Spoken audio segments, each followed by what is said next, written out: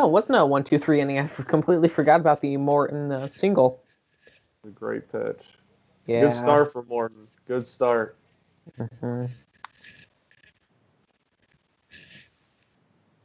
Crazy how this could be his last career start ever. Yeah. Yes, it very well could.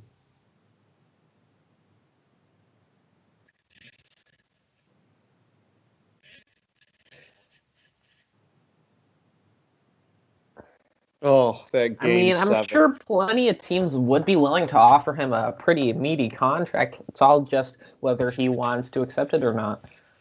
Yeah, I agree. Um, I think if he wants to sign like a 2-year deal, he could get like crazy high AAV and stay Yeah. around another year or two if he wanted to. Absolutely. Like 15 to 20 million, I don't think is out of the question. Oh, yeah. Not at all. I wouldn't be I wouldn't be surprised at all if he did like a 2-year 40 mil thing. That wouldn't surprise me in the slightest with how well he's Pitch. pitched in his twilight years, or what should be. I mean, he's only, what, 36? Yeah, I think so. 36, 37, somewhere around there. It's just weird being that he announced before the season, like, hey, I'm And then he's retiring. having a great season. Right. He'll turn 37 in a few days. Yeah, that's interesting then. As if this offseason is just going to be weird. I don't know if I really trust. Any free agents? Well, yes, but I also not sure I really trust any team. Like, To shell stuff out for those free agents. right. I don't think after a pandemic year with no fans and revenue down because of no fans, like I'm not sure teams are just going to be really outside of like maybe Marcelo Zuna. I don't really see anybody like breaking the bank on a. I think that we're going to see a lot of like 1 and 2 year deals. I don't think we're really going to see very many 4 or 5 this offseason. Absolutely. It's a bad year to be someone like Trevor Bauer and have a career year. But, I mean, Morton, since 2017, he's had a 327 FIP. Yeah. In just about 550 total innings.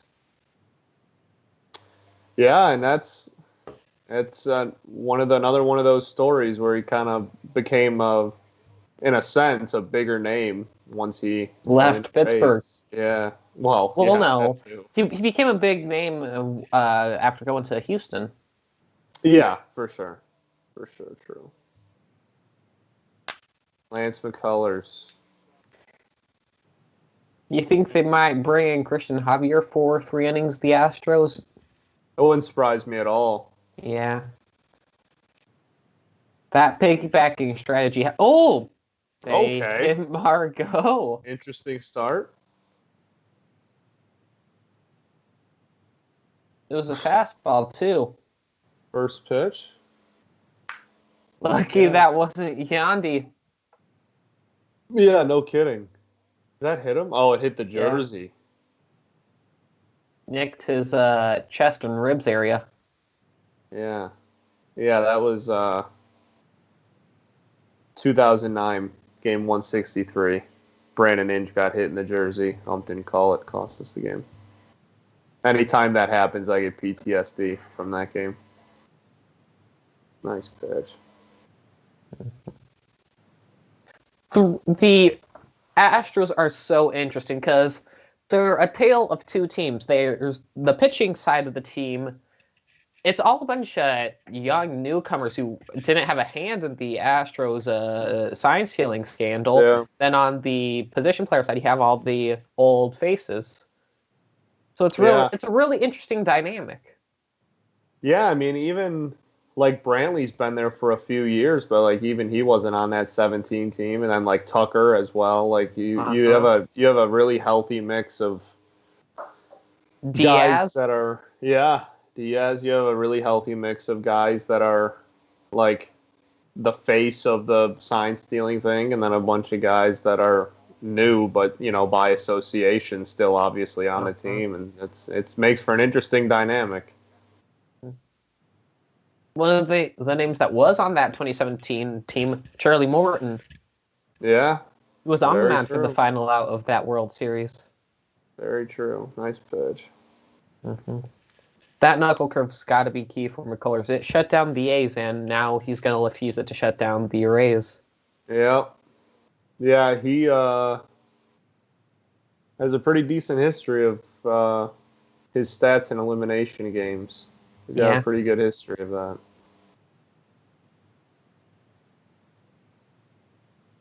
I mean, he's a really good year coming off of Tommy John. Yes, incredible. And that was I remember last I think year. if Lance is not as good as he is this year, I don't. Well, the Astros, they barely made the postseason as a below 500 team. If McCullers Jr. doesn't have the year he has, or maybe doesn't even get to the quick start he has, they're not playing this game 7. He's been key. I think his influence has been really underrated when you look at guys like Framber Valdez, who's gotten a lot of the spotlight. But McCullers, he's been incredibly important to this team. For sure, and especially like you said, especially with how the with losing Verlander and stuff. Yeah, and the influx just of new pitchers, like pretty much their whole pitching staff is people that have joined in the last year or two. So having that backbone has definitely been huge for them. Yeah. Oh, Randy, swing the bat.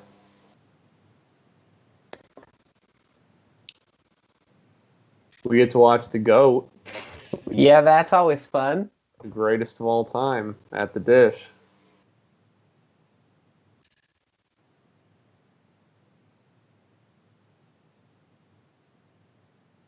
Good eye.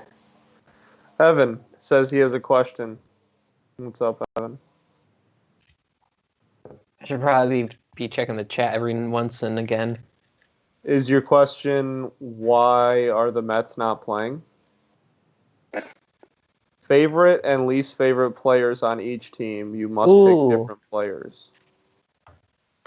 I'll go with Josh Reddick. Not a fan of what he said about the A's since he's left. Fair. He used to be one of my favorite players on the A's, and now he's done a heel turn, which is fitting considering his love of wrestling. Sure. Least favorite on the Astros. I'll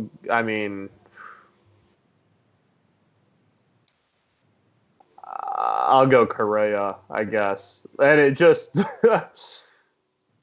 because of how loud he is. And that walk-off was just salting the wound, honestly. That was just brutal. So I'll go Correa for least. Oh, Randy!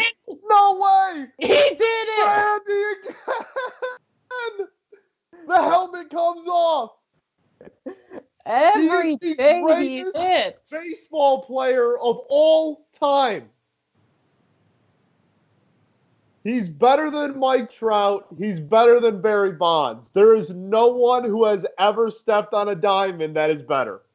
He needs to rewrite swimming pools to be about him. Wake up, hit. Wake up, hit. Wake up, hit. That's all he does.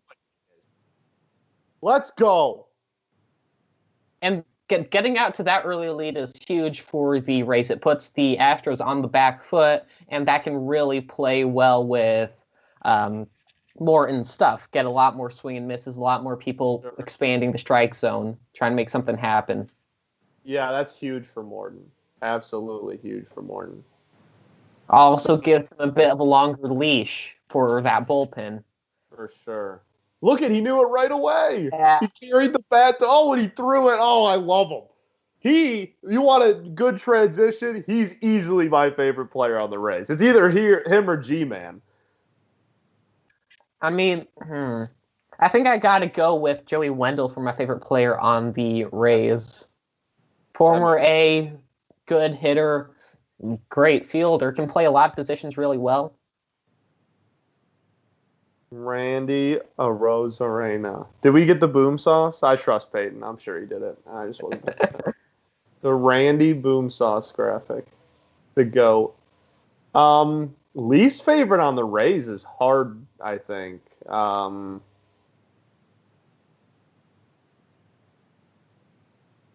I feel like I don't really dislike anyone on the Rays. My favorite player on the Astros is Justin Verlander. Well, if you wanted someone for my second least favorite, it would be That's fair. That's very fair. Favorite on the Astros. I'm gonna have to think about it. Is Joe Smith still on the Astros? Who? Joe Smith, side armor? I don't know. Let me check. I don't remember, honestly. I have no recollection of him pitching this year. That Randy homer was 107.5 miles an hour off the bat. No, Joe Smith did not pitch this year. 90 expected batting average. Randy the GOAT. I mean, Valdez is fun to watch.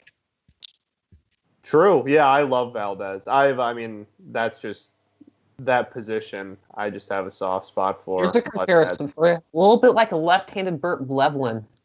Yeah, I like that. I really like that comparison. Oh, now we get G-Man. Whoever said this team is boring is just...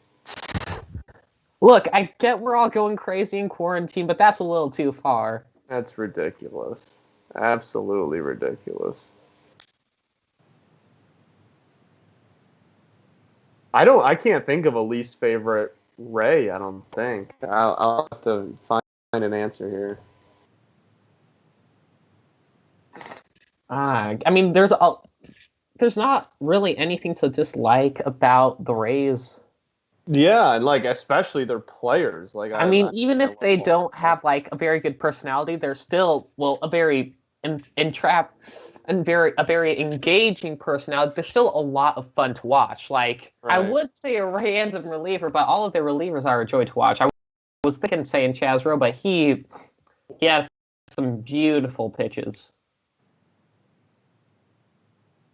I don't know. Zunino, I guess.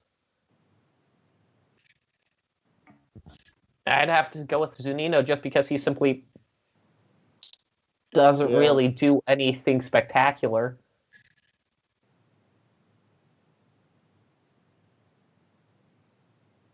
Randy is the greatest of all time, Peyton. That is true. Yeah, I don't know if I'm going to be able to pick a least favorite Ray. I just...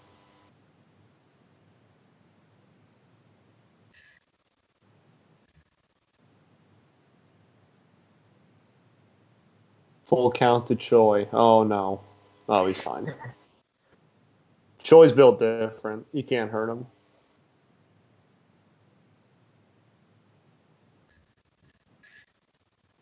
That seventh home run is... the Shingard, thankfully. Yes. Want his legs to be okay so he can do all those splits. Absolutely. How good was Choi's first base defense? I mean, from a visual perspective, it's pretty good, but, Yeah, I don't know, advanced analytically, if it correlates. Yeah. But you're right, as far as pure athleticism, he clearly has that. Mm-hmm. He turns some beautiful double plays. The only other first baseman I've seen turn double plays like him is Matt Olson. Yeah. Yeah, well, Olson, Olson's unreal. Looks like he's just about a wash defensively. 1 career DRS and 1,300 innings at first. Yeah, I would say that's pretty middle of the road there. Yeah.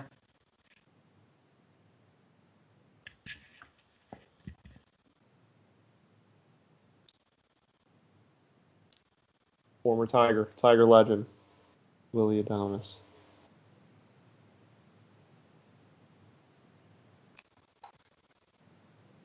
McCullers, that pitch count's going to be Oh yeah, he's at 27 and he's only in the first. Might need Yeah. to put in Javier earlier than we thought. Helen says his least favorite Ray is definitely Evan Longoria. Troy's a free agent after this year. Actually, wait, no, he might not be a free agent. He might be heading into arbitration. Yeah, I would imagine. He's 29. Yeah. I don't think he has the service time for unrestricted. Yeah, he's played since 2016. So now would. I mean, he's been a very good hitter in his career. 115 WRC plus.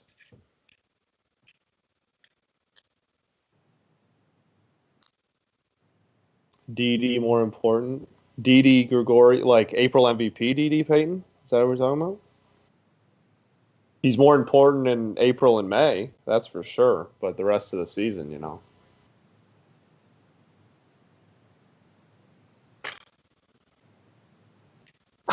Remember when Aaron Boone kept putting Gold Glove middle infielder DJ LeMahieu at first base? Yeah. Yeah. Who were they even having play? They were putting Torres at second. Who are they putting at shortstop instead of Torres?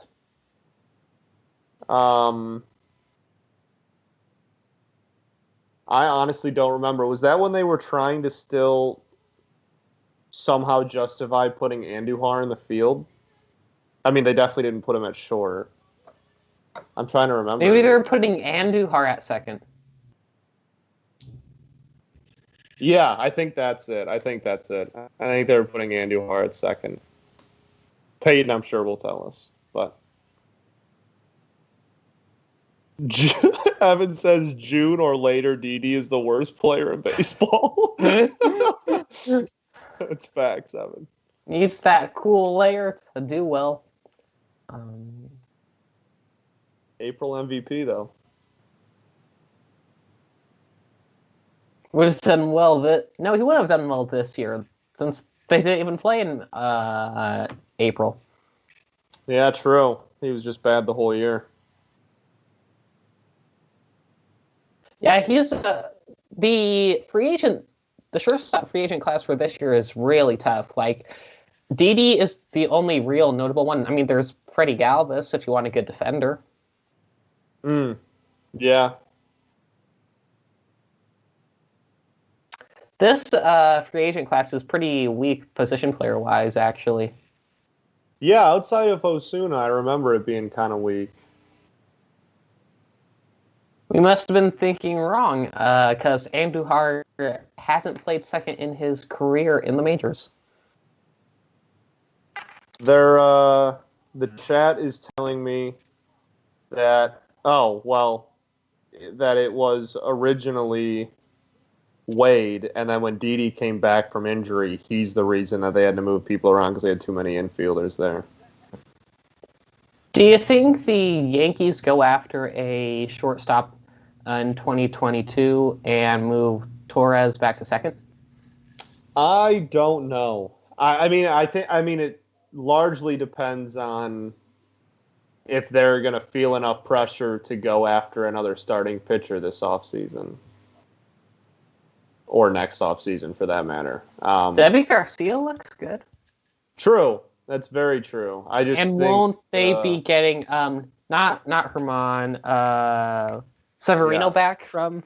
Yep, Sevy will be back. Yeah, German. I don't know if he's pitching. I think that they've said that they want to move on from Herman, which is ironic given who's in their bullpen. Their closer. Yeah, very, very. If you're not an all-time great at your position, then it matters. But I guess. Uh-huh.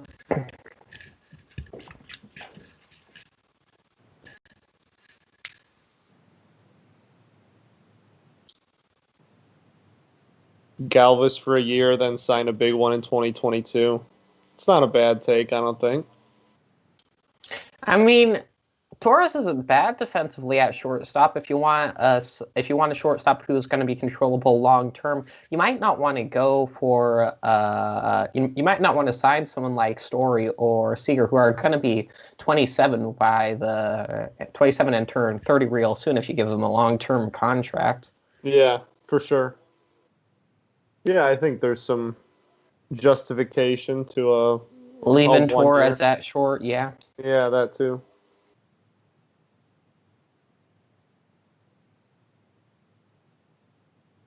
Oh, well, play! I was just about to talk about somebody's bad defense. There's some good defense from a shortstop. Play.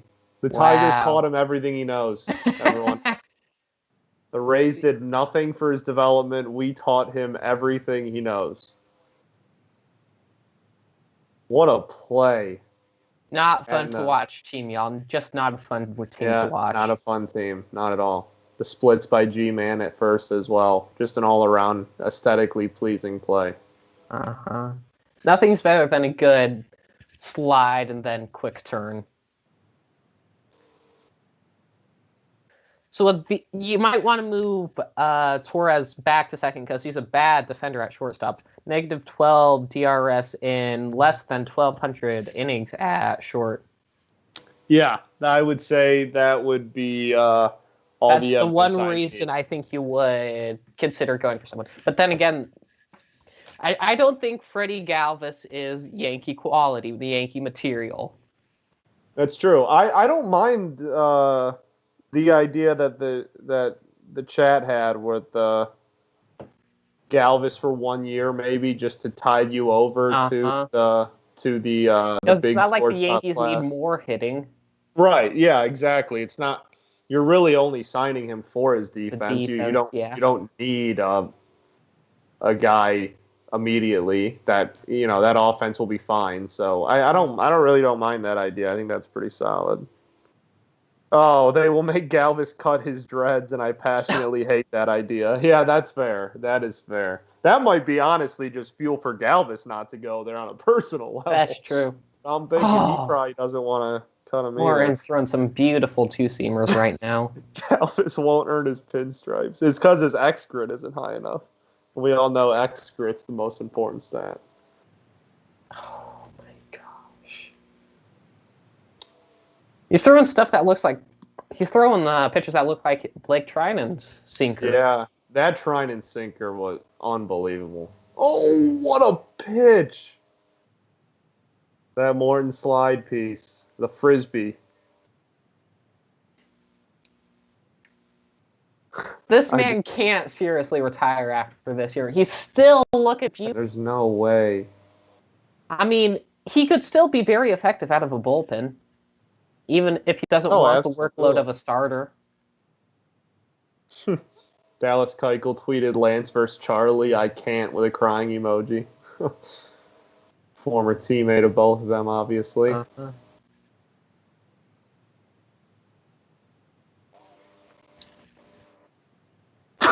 Alan said apparently the only shortstop allowed to have a 280 OBP in pinstripes is Didi.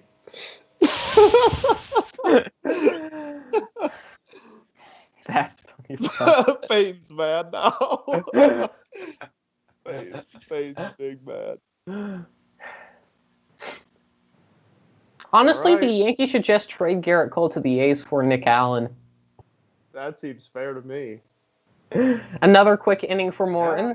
Morton's, I mean, that 2-run lead, hopefully, is all he needs. Mm-hmm. Gosh, I hate how on our stream, that 7 is going to be on the stream the whole time because it says Game 7. I hate the font of our 7. It is so I got to look at the 7 now. It's so bad. Gosh. Oh, I see. Oh, that little curve at the bottom. It's an upside down 2. It's not a 7.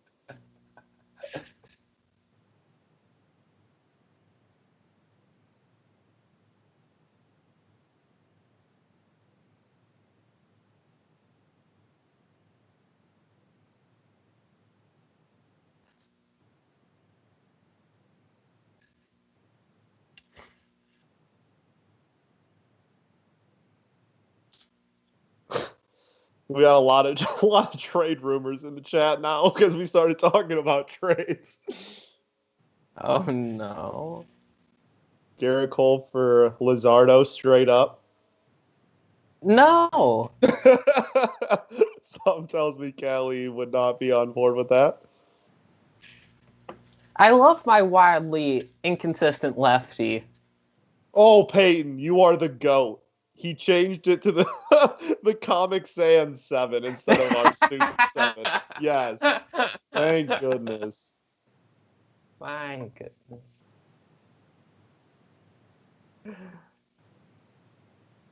We also have the Rockies should just trade Marquez to the Angels, Hey, which Marquez is not a bad pitcher. pretty much a tradition every time we stream. Someone brings up that deal. Jared Walsh for Marquez. Who says no? I don't think the Angels say no. Oh, maybe. I don't know. Well, we have some Angels fans in chat that will tell us if they wildly disagree with that. But Marquez is just weird because his surface numbers are like solid. They're not bad. Like he's a solid pitcher, but I mean, was it?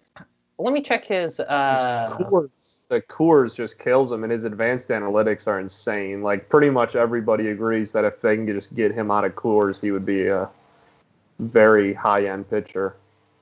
I mean, he doesn't give up a lot of walks. I thought his home run rate was actually pretty low this year.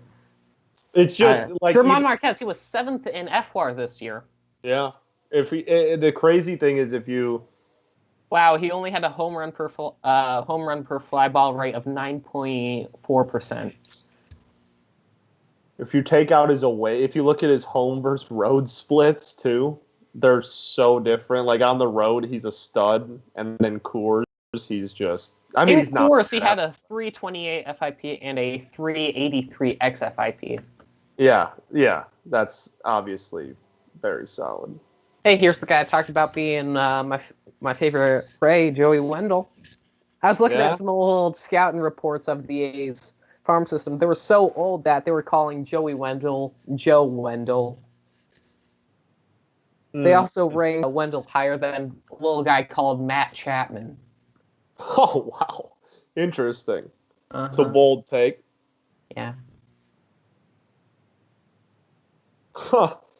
Angels fans saying they would give Adele for Marquez right now. If it was just Walsh, they'd laugh. So it sounds like that would be a resounding yes. And now the debate that happens every time Marquez. Someone talks about Joe Adele. Someone says, is Marquez a top 10 pitcher in baseball? Because that's Christian started that debate months ago, and it will never die. So, I mean, he had more F4 than Brandon Woodruff, Aaron Nola, Dylan Bundy. Wow, Marco Gonzalez, 14th in F4. I forgot that, Alan. Marquez was signed out of Venezuela by the Rays and then traded for Corey Dickerson. I forgot about that. Wow, that's a terrible trade. That is very, very bad, yes. I totally forgot that happened. I mean, Marquez, he wasn't bad in 2019 or 2018. All right, since 2018, he's had a 363 FIP and a 340 xFIP. I would say that's top 10 material. Yeah, I wouldn't disagree. Maybe not competing for Cy Youngs on the regular, but that's still ace material. Let's look at his savant percentiles here. I'm pretty sure they're insanely good, if I remember right.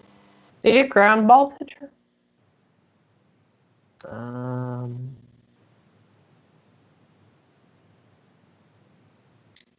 85th percentile in fastball velo, 77 in curve spin. He's had a pretty middle for 2020 at least. His percentiles are all in the middle of the pack, around 50, 52, 50. And I mean, he was great at keeping the ball on the ground. He gets almost, for every fly ball, he gets 1.5 ground balls. Yeah, that's damn good. Mm-hmm. Oh, what's a Sierra?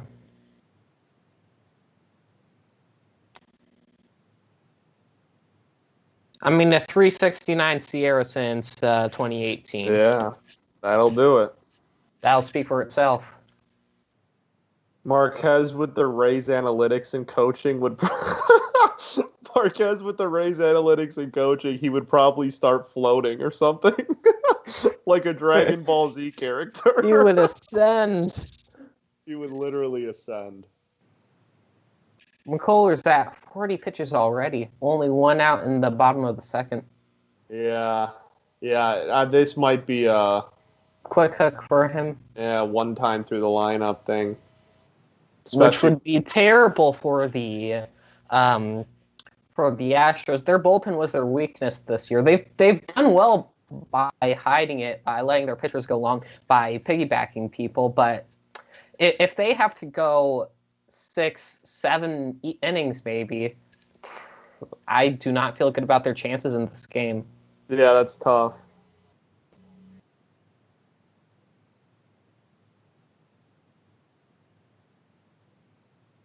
So Marquez, his 2018 percentiles, 80th in xERA, 68 in barrel percentage, 82nd in K percentage, 71 in xBAT. Oh, the guy said it was my least favorite Ray. Eat those words. With a big boy-sized boom sauce to the second deck, it looked like. Boom sauce. Where's the graphic?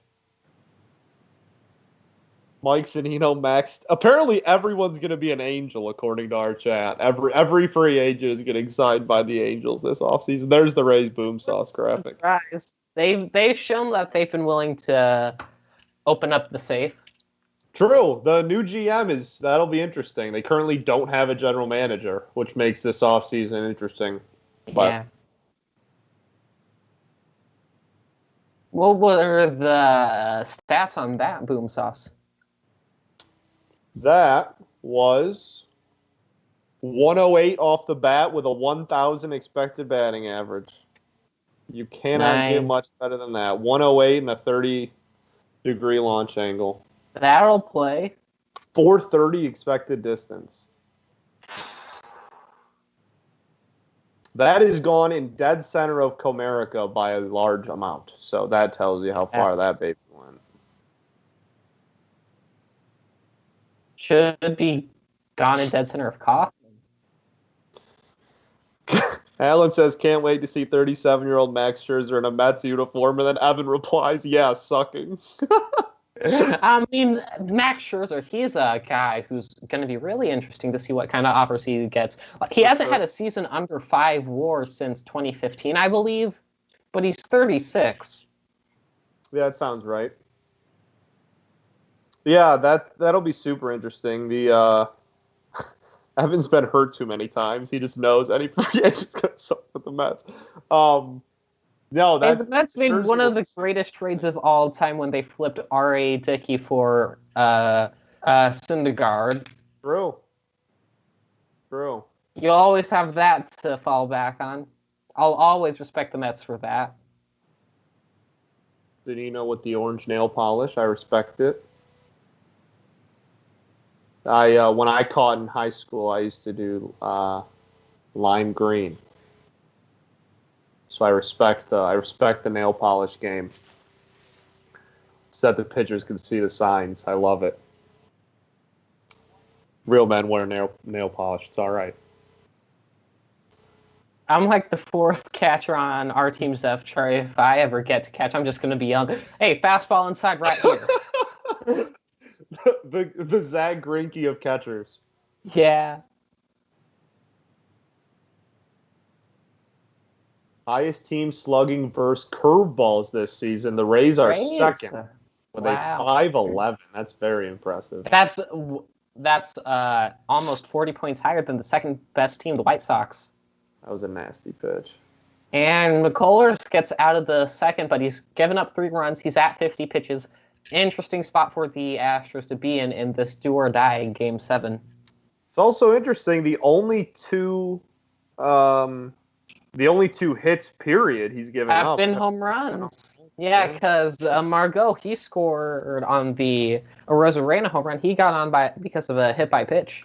This is super interesting. So he only has 2 balls given up over 95 miles an hour, and they're the 2 home runs. So, and it's his only 2 hits as well. He also has 5 strikeouts in 2 innings. So a very roller coaster of a game. It seems everything is either a home run or a strikeout up to this point for Lance McCullers. Which is the Aroldis Chapman approach. Yes, definitely. I need to go get myself some water really quick. I will be back. All good.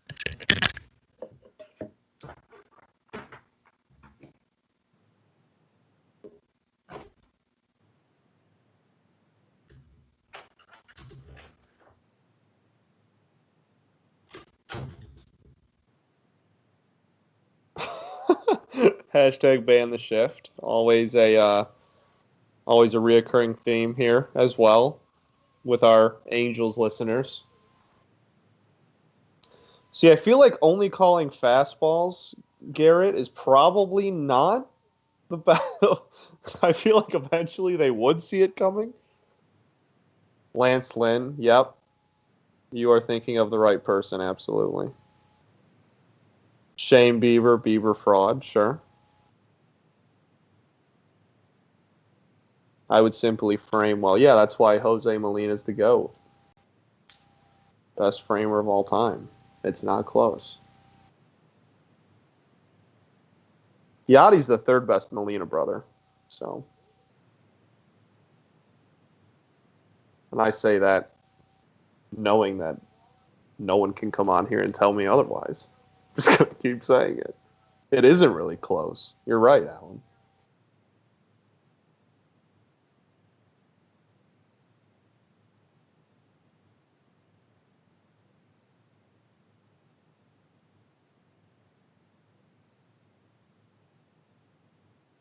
If you called 90 fastballs in a game, you get away with it more than you would get hit. IMO.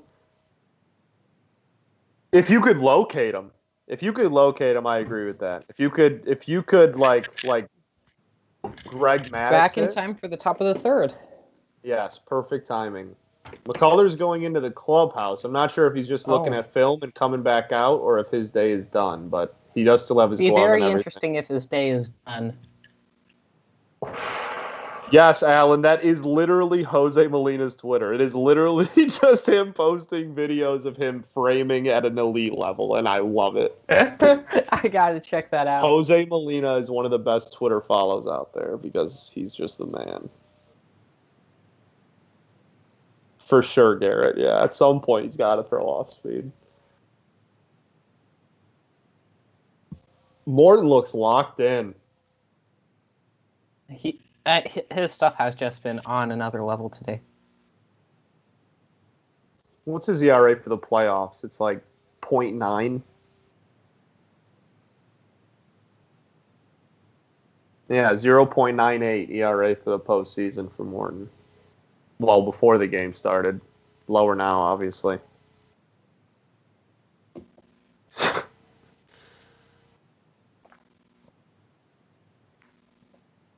Only at 26 pitches with 1 out in the 3rd. Yeah. He might not be getting the strikeouts, but he is cruising. He's on full rest too, right? Or like relatively speaking, full rest? I'm pretty sure he is. So, I mean, they might just let him ride. I mean, the Rays really... Another person who's on a lot of rest, Tyler Glasnow. True. With the Rays bullpen being lit up recently, you might want to consider going to him for 2 innings. Yeah, definitely. It'll be interesting to see because the Rays really don't like... pitching starters in relief. They just called time 2 times in a row? What is happening? I think so. Wow, Maldonado over 500 Jeez. average versus Morton. You don't see that very often. No, it's the Rays really don't like having their starters go through a lineup the 3rd time. So it'll be interesting to see, like, if Morton can find a way to be so good that he can convince Cash to let him go through the lineup the third time, or if it's just no matter what, he's getting pulled after the second time through the lineup. I could see him going 6 innings. What a pitch. I mean, yeah. He's just a joy to watch. When you talk about pitchers who are fun to watch, there's DeGrom, there's Darvish, there's Scherzer. Morton's not really talked about, but he sure is one that's a joy to watch. Absolutely. Absolutely.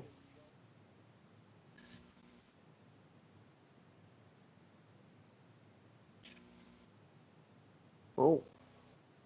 Another quick inning. 30 pitches through 3 innings. Unreal. Wow. How many strikeouts does he have? So his line currently is 3 innings, 1 hit, no walks, 2 Ks. Has he given up any hard contact? 2 balls over 95. He gave up a 98 and a 95.5, which is barely eligible. Yeah. The 95.5 was a flyout, and then the 98 was that Michael Brantley opposite field. That's also the only hit of the game. The opposite field, Brantley single. Yeah. Just when we were talking about how he's constantly consistent. Right. Yes. So I think with the lead, you send Morton out for the 6th, but you keep someone warming up just in case. Like maybe I would say you keep Glasnow warming up, have him go 2 innings, then turn to your relievers for the 8th and the 9th. Yeah, I don't mind that at all, especially like you said, if they're just against like the whole third time Astros to the lineup bullpen thing. Yeah. If they continue to score against the Astros bullpen, of course. For sure. Yes, I am absolutely against the 7 font, so I'm glad we changed it to Comic Sans. This is Scott's World, and we're just living in it. Yes, you are correct. Alan says Glasnow would get blown up in relief. I mean, I'm pretty sure Glasnow could pump 105 in relief. True. Very true. It'll be interesting. It'll be because Glasnow, I mean, obviously Glasnow's very solid, or very talented. Very good stuff, I'll say. But his postseason numbers haven't been incredible. They're not bad. But he was tipping his pitches against the Astros last year. Yeah. And he's fixed that. Very true. So I would put my confidence in him. Yeah, like you said, especially with kind of how the Rays bullpen has looked. Nick Anderson specifically was so good in the regular season and has kind of been one of the weaker links here in the playoffs. Again, they've been used pretty hard. This is where the no off days comes in. Not only are you not getting a lot of rest, you're seeing a lot of the same arms over and over. Yeah, for sure. This is why I object to a at most 1 inning limit for most relief pitchers. I think most relief pitchers need to adjust and be able to go 2 innings sometimes. Yeah. That's why I think Liam Hendricks is the most valuable reliever in baseball. That ability to go multiple innings and throw like 50 pitches one day and then close out a game the next. Sure. No, that's fair. So I think that even though you don't tip... Oh, McCullers is back out. Oh, the bunt to beat the shift. Oh, baby. It was a high bunt, too. That was a horrible bunt, but with any other situation, he's out. Yeah, with the shift on, that's all they needed. Uh-huh. Brandon Lowe's got some good speed, too, so him getting on's huge. Yes, absolutely. Wait, does that bring up Randy? Pretty sure it does. It does. It brings up Randy. Oh, baby. Everyone wake up. Randy Arosarena's up. Liam Hendricks to the Angels. Yep, everyone's going to be an Angel, according to Garrett. All right. Who needs Hendricks when you have Ken Middleton? Right, yeah. You guys have T. You don't need it. All right, so slow roller, but not a double play at least. Yeah, he's the GOAT. You can't beat him on a double play. It's just impossible. It's never been done before. never will be done.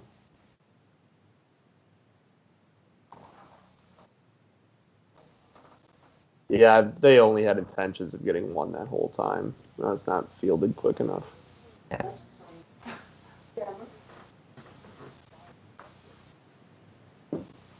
I'm surprised the base cams haven't broken from the force of these sliding into the bases. No kidding.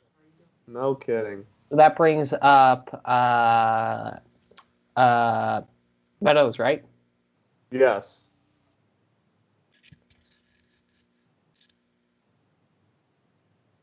Shift is on again. He had a poor year at the plate this year, so I mean, you might find a button with him anyway. Yeah. Well, yeah, he's also been one of those weird. The Astros do have Brooks Raley warming up. Well, there you go. Yeah, I mean, he's going to hit 60 pitches before this inning ends, probably. Yeah. Yeah, Meadows will just a 86 WRC plus this year. Oh.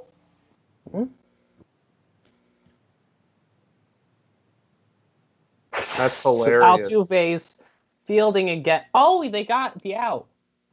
It's hilarious that they think they actually got Randy out. We all know that's impossible, and he's safe.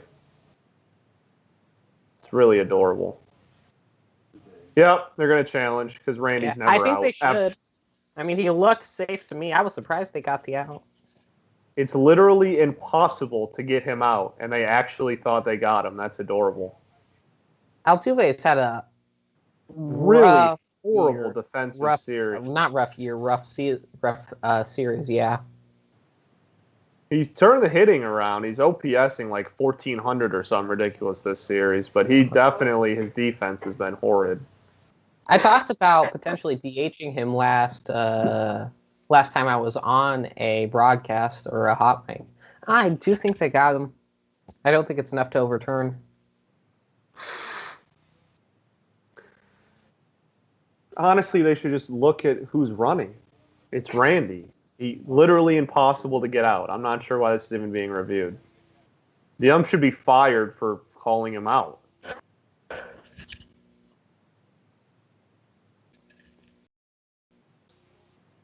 Look at Correa. He's like, I know you're safe. And Randy's like, yeah, I'm always safe. Oh, wow. Surprises me. Thought they had enough. It doesn't surprise me. I felt confident in him being out. Interesting.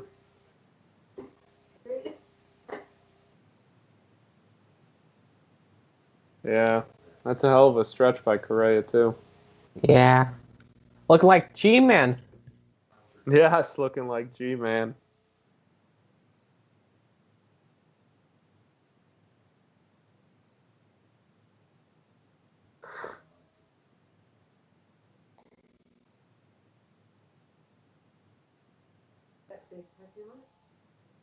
Angels are now expressing their displeasure for Key. So that comment really went over well. Good. G-Man is, yeah, there you go. G-Man Nuke is due.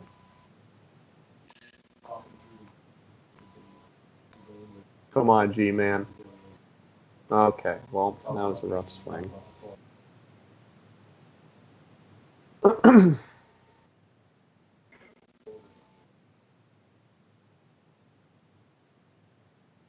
There's Randy. I think it might be just like a half second ahead of me.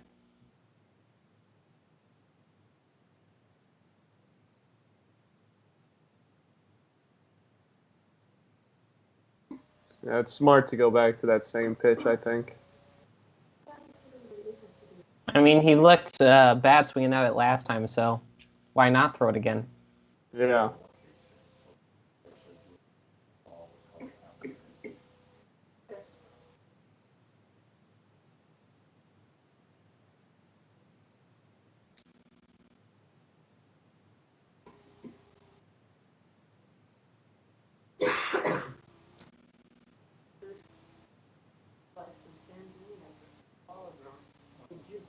I think it's really interesting to compare how important defense has been this series, because the Astros, they've been hitting the ball hard all series, but they've been turned into outs by the talented Rays defense.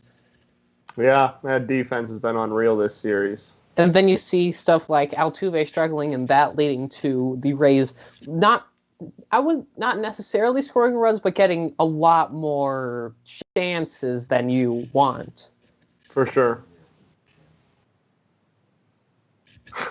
G-Man switch hitter nuke. G-Man legendary switch hitter, absolutely. Mm-hmm.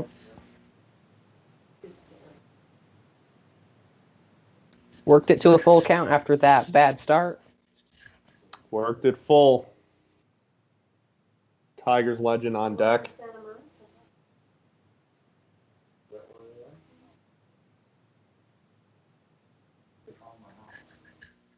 Come on, G-Man. I like that house.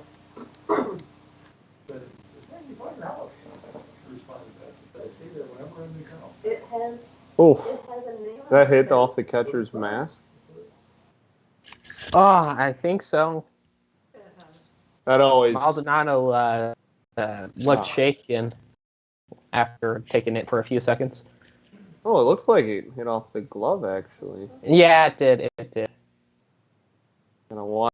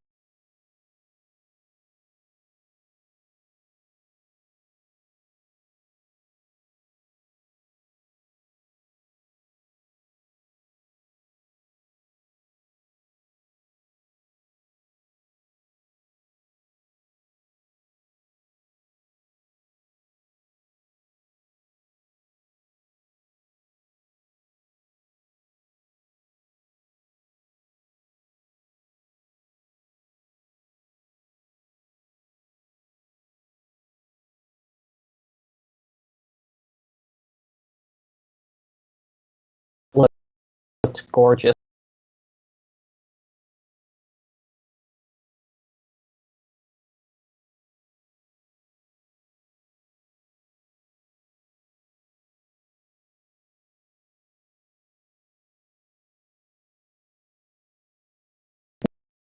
Very, very fun series to watch. Absolutely. Especially the last 3 games. They've all been close and tense. Yeah, for sure. Then we got another game 7 tomorrow now. Uh-huh. It'd be crazy if. I don't think the Astros, or not the Astros, the Dodgers have announced their starter for that game. Do you think they go with Kershaw? No. Kershaw didn't start game 2. Who started game 2? Urias?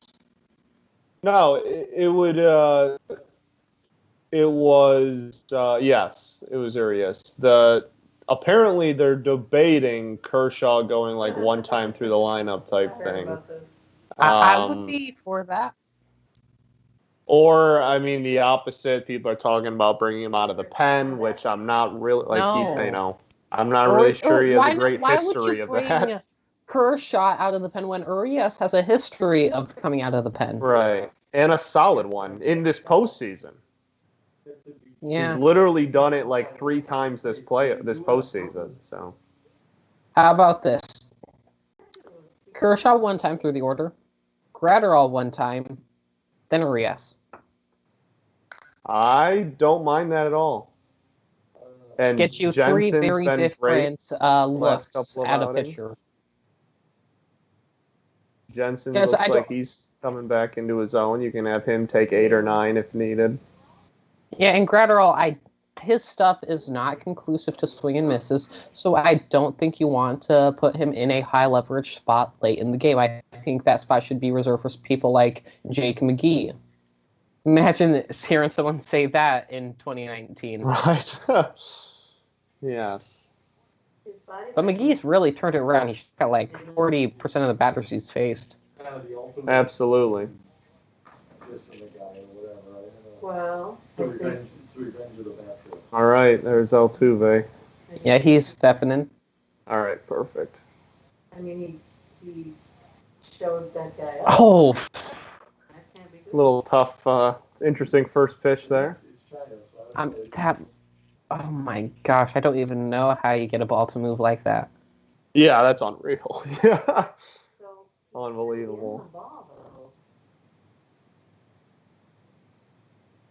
Same pitch, just a little lower. Yeah. They fouled it off. There might Pitching be a him scouting inside and up, which is interesting. Altuve does well on those kind of pitches. Really? Yeah, I read that a lot of his runs have come on pitches that aren't near the middle of the zone. What a pitch. And That's interesting. being able to fade the corner at 95 with movement like that. I mean, look at that graph. That's an incredible graph. Oh, got him with the Nice slider, pitch. curveball, whatever it is. It's beautiful, and I love it. If this is Morton's final start, no, it wouldn't be because he's going to start in the World Series if it goes his way. True. Very true. But say the bullpen blows it, it's one hell of a swan song. Absolutely. Brantley. Owners get more ticket money. I don't know. Yeah, Peter, we can partly cause to your influence and also just my hatred for how the 7 graphic looks.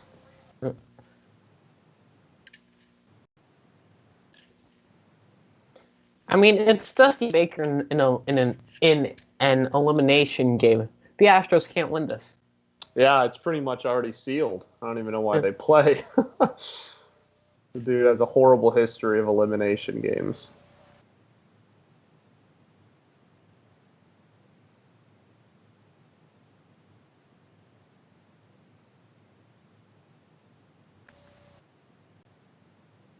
Shift is on.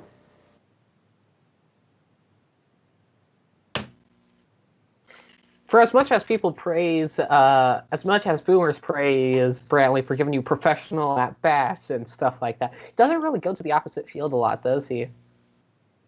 No, I mean, not as obviously enough to shift. And I know it's the Rays, so, they Clean game shift. hitting streak, wow. He did go to the opposite in his hit in the first inning was opposite field. Yeah, so. he did. But that was to the outfield. For sure. When he hits it on the ground, it's often to the pull side. Well, I mean, if a lot of ground balls are going to be to the pull side, because when you twist your wrists, you're going to be getting on top of stuff. For sure. I've never been to the next call. And roll over. Mm-hmm.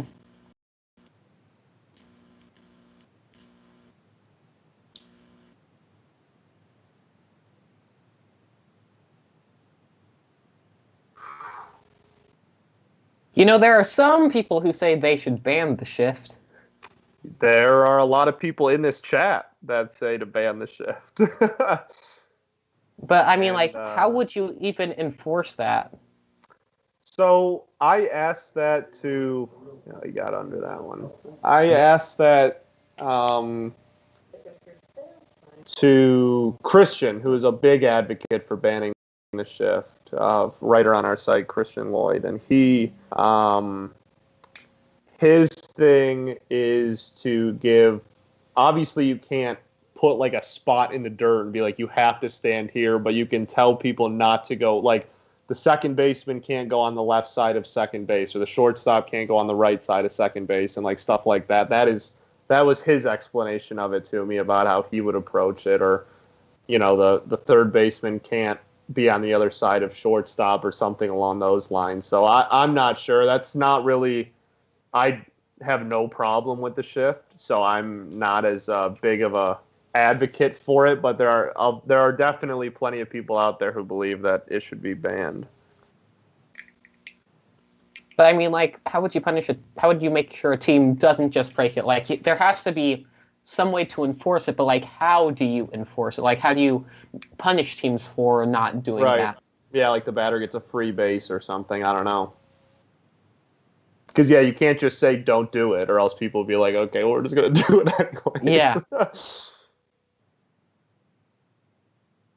Oh, got him! That's another quick inning. Nice 42 pitch. pitches heading into the fifth. Wow. Nice pitch.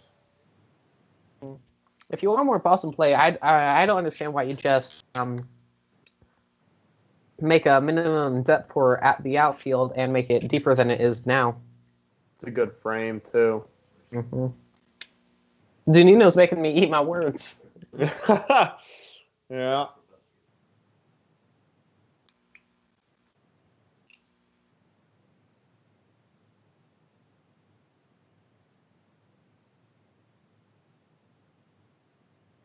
All right.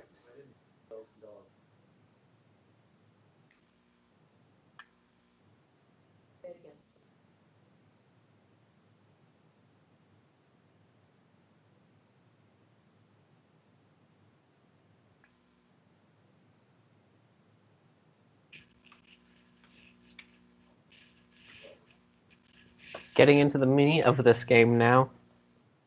Yes.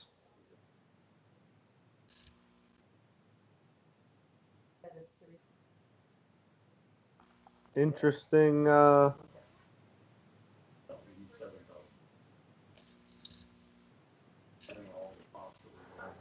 Interesting to see what the order of the Astros bullpen is going to be, and how much longer they leave McCullers out there. Because he did have to his credit, he did have a relatively Clean okay third. Yeah, and got the pitch count a little bit more reasonable, but he's still at 62 through 3. And they did have Brooks Raley warming up. He's been pretty consistent this postseason. Yeah. 3 innings, 3 hits, 3 runs, 1 walk, 5 strikeouts, 2 homers. That is a very 2020 era baseball pitching line there. A lot of strikeouts, a lot of homers. I mean, really, this is proving why home runs are so important in the postseason. It only takes one swing to change the course of the game. Yeah, absolutely. Interesting, the expected batting average for both teams. The Rays currently at a 269 expected batting average, while the Astros are at a 155. I mean, that's that defense of the Rays coming into play again. And just Morton being insane so far. Uh-huh. 4 strike. Morton's line, 4 innings, 1 hit, no runs, 4 Ks, no walks on 43 pitches. That's pretty damn nice. Someone said that, that Zach Greinke was the last artist in baseball. Well, Warren's painting a real pretty picture this game. Yes, he is. McCullers out there to start the inning. Mm-hmm. I mean, your weakness all season has been your bullpen. You only have a few really reliable guys in there, so I don't object to sending McCullers back out there. I think it's the right move because you need to hide your weakness as much as possible in a Game 7. For sure. And I mean, this Astros lineup has shown that it can come back from more than just a 3-run deficit. Yeah, the game's far from over, for sure. And the biggest thing is... if Morton can, honestly, if he can just get through the 4th here, that's huge for them. Yeah. That makes this a lot more realistic of a, you won't pull a White Sox and have 12 different pitchers in a game, or a Padres, same thing. Well, the Padres, their stuff worked out. True. Very true. There's another K from McCullers. Yep. McCullers' changeup is nasty. Yes, it is. I've tried throwing a changeup with a similar grip, and I just cannot control it for the life of me. Dude, it's unreal. Uh-huh. Not as unreal as Randy or Rosarena, but pretty decent.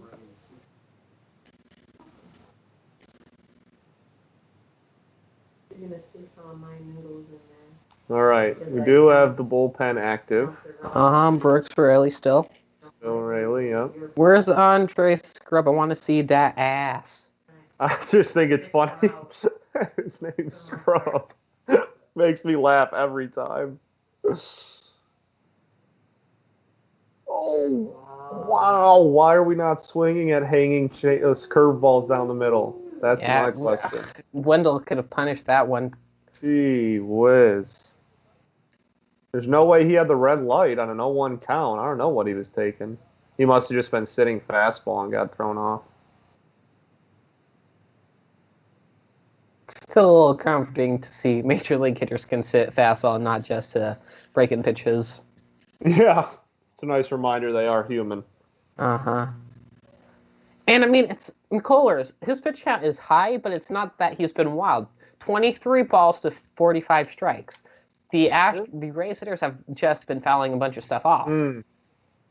Hey, where's the nice piece of hitting graphic? Yeah, a little That's base what hit that up was. the middle. That was a nice piece of hitting. God, man, I can't. I bet that the A's are regretting that Joey Wendell trade immensely. It's hard though because like, if you trade anyone to the Rays, you regret it because it's just the Rays. They just turn everyone into. Let me check to see what his minor league stats were before being traded to the Rays. That single was 102 off the bat. That is the definition of a good piece of hitting. That raises the X grit. Went down 0-2, had a nice piece of hitting up the middle. That's good X grit rating there. Nice block by the catcher. I always appreciate a good block. I mean, it's not like Wendell made very much of a change. His K rate and walk rate are still around the same.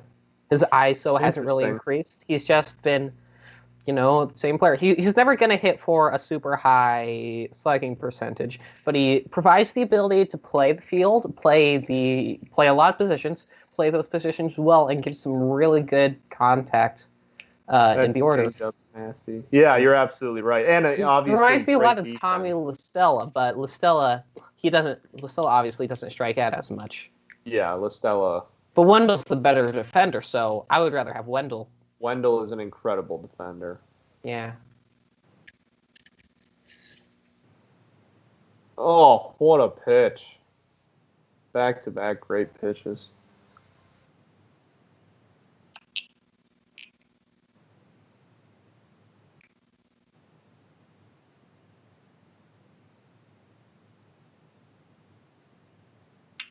It wasn't like Wendell was setting the world on fire in the minor leagues. He had a 103 WRC plus in his second full year at AAA. But I mean, he's a good defender and he's a good contact hitter. Those are very underrated. For sure. Those are things that you don't really want your lineup full of them, but one or two is something you want. Absolutely. Good. He would make a great number 2 hitter.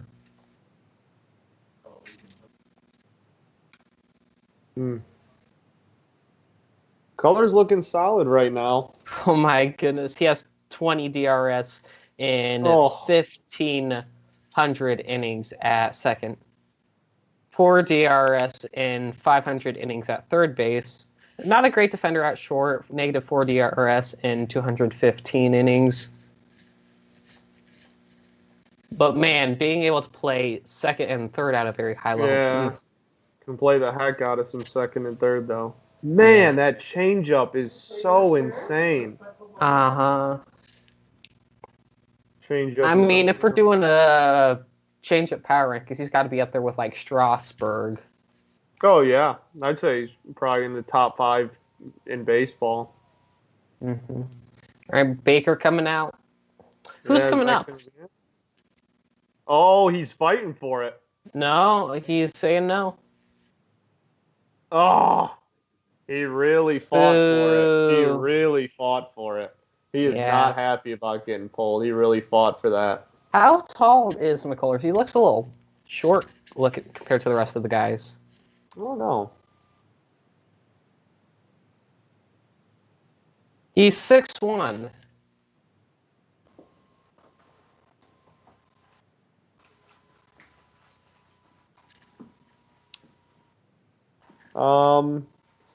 Dusty is 6'2".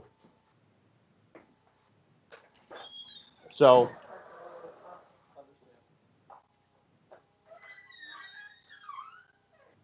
people forget Dusty Baker, the hero for the Dodgers in the postseason back when he was a player. Yeah, he was part of that group that I believe it was the first team with 4 or 5 players to hit 20 or 30 home runs, something like that, Yeah. along with Glenn Burke. Yes, Glenn Burke. I'm going to look up his stats that postseason with the Dodgers. I'm pretty sure they were, like, historically good. 19-year playing career for Dusty. He's been in baseball for his entire life. Yeah. Dusty Baker, top 5 MVP finish in 1980. Wow. Are we going to get another one of those patented Scott Bentley MVP rants? We might. In 1980 with the Dodgers, he hit 294 average, 503 slugging, 842 OPS, 134 OPS plus. Not bad on the surface. We got to check out the other rankings, though, because this is where we often run into problems. Okay, so immediately, jumping off the page here, Steve Carlton, for the Phillies, had a 10-WAR season and got 5th. Mike Schmidt won MVP with a 9-WAR season. So Dusty at the 4 spot with a 4.5-WAR season. Not horrible.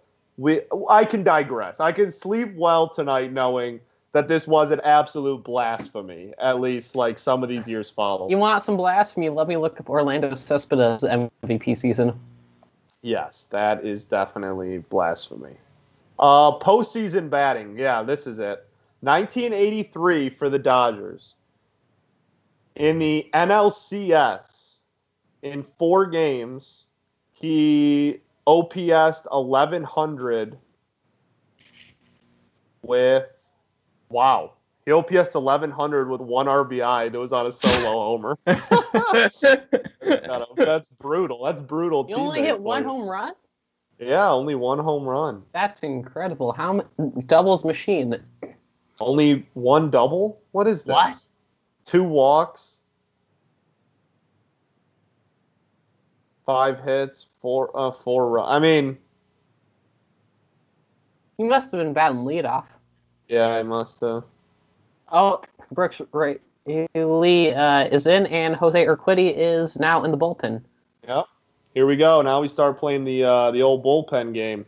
All right, so in 1967, the top 2 finishers in National League MVP voting, Orlando Cespeda and Tim McCarver. 6.8 WAR for Cespeda, 6 WAR flat for McCarver.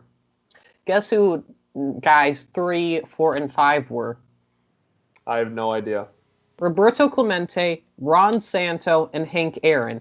This is going to make me upset, I feel like. Clemente had an 8.9 WAR season. Yep. Santo had a 9.8 WAR season. And Aaron had an 8.5 WAR season. Good. You got to love the Boomer stats. Is Evan still in the chat? Evan will be happy to know that the Boomer stats won the MVP award. All right. Cespeda hit 325 with 111 RBIs. Yeah, that'll do it. Clemente OPS 954. How do you not give it to him? 400 OBP. Garrett. Oh. I mean, McCarver did not have a bad season by any means. 822 OPS is great for a catcher, but Orlando Cespedes, he was a first baseman. He had a 923 OPS. That wasn't even in the... A first baseman with a 9 WAR? That would be, I believe, Norm Cash in 1969. Norm Cash, baby. Brooks Raley finishes the inning with a strikeout.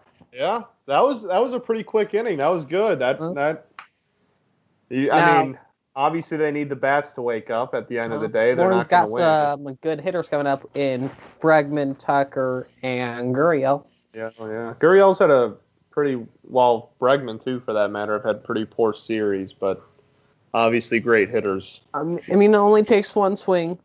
Only takes one. I'm more likely to come off of Bregman's bat than Gurriel's. Absolutely. Gurriel's really interesting. He's like a harkening back to the 60s and 70s first baseman. High contact, not really a power hitter. Yeah. Then after Gurriel, we have A's legend Josh Reddick.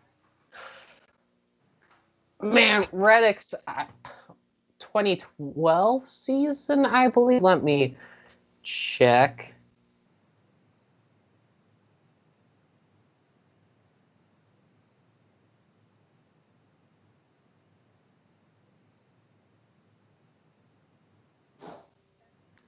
Yeah, Josh Reddick's 2012 season was not bad at all. 108 WRC plus 3.7 F4 in played 156 games. That's very good. Yeah. Oh yeah. Was a good defender too. Spider-Man. He was middle of the lineup for those teams, right? Yeah, he had 18 DRS in 2012. That's damn nice. All right, from 2012 to 2014, he had 44 DRS. Yeah, that's damn good. Yeah. And then we traded him for Gerald Cotton, who I thought was going to be a number one type starter with a 70 grade changeup. Whew. And now he's not even pitching out of a bullpen. Yeah. Man, those mid-2010 A's were rough. Craig Gentry was our best player for a good portion of those games. Yeah,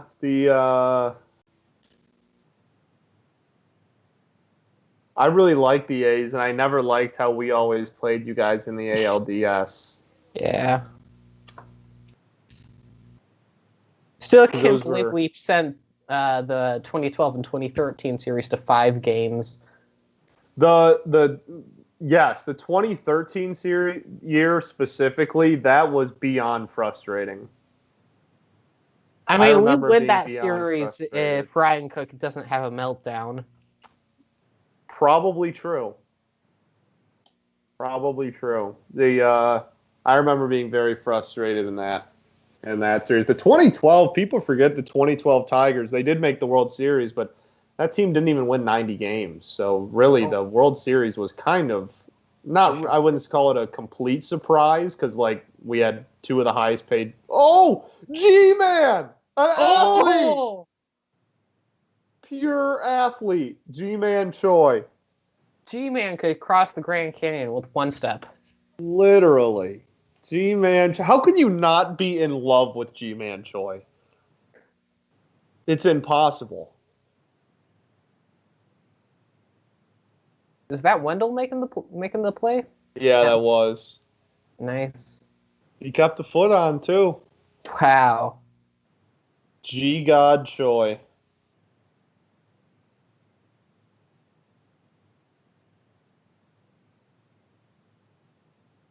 Look at that. That's an athlete. I mean, you could put that silhouette on a shirt. You could. If he was making a shoe brand, That That would be it. That would be the silhouette. It kind of looks like Jordan with the leg spread like that. He kind of looks like MJ. G-Man's better, obviously. Uh-huh. White Sox legend, Michael Jordan.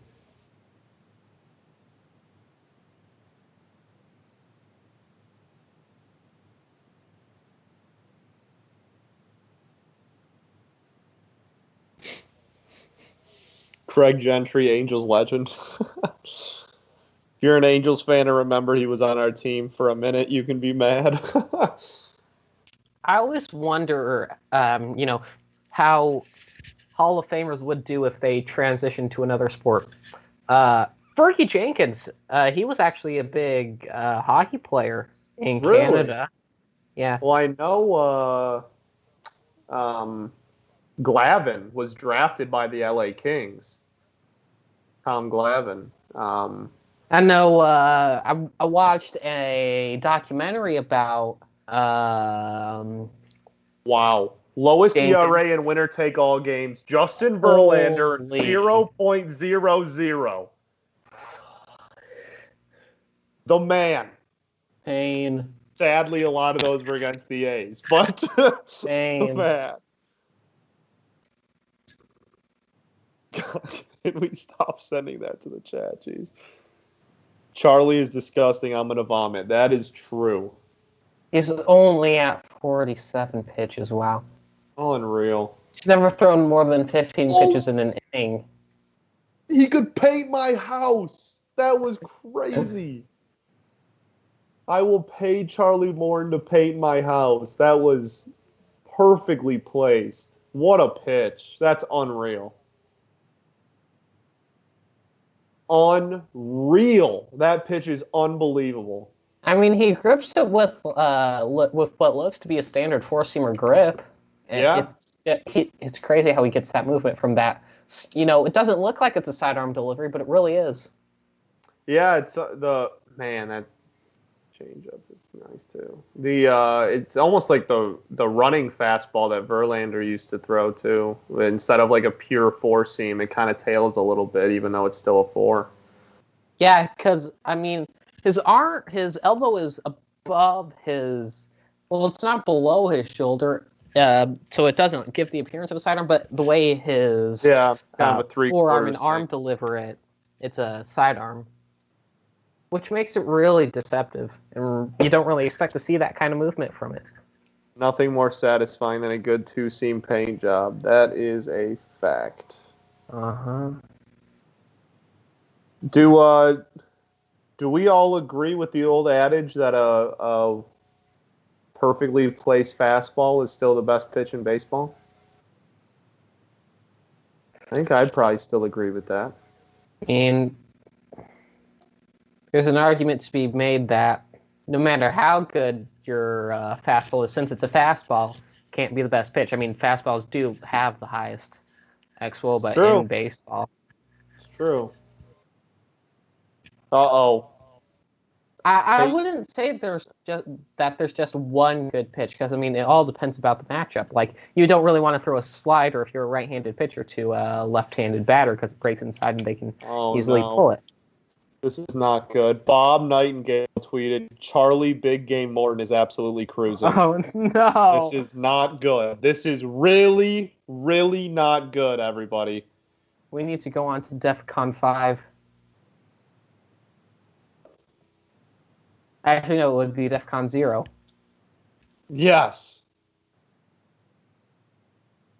The entire comment section is people just saying, "Please shut up. Take away the phone. Stop tweeting." Oh, man. Oh, no. Now he just tweeted again. 25 seconds ago, Charlie Morton, who wondered a few days ago whether or not anyone would want him as a free agent if the Rays turned down his option, now has teams drooling over the possibility of signing him.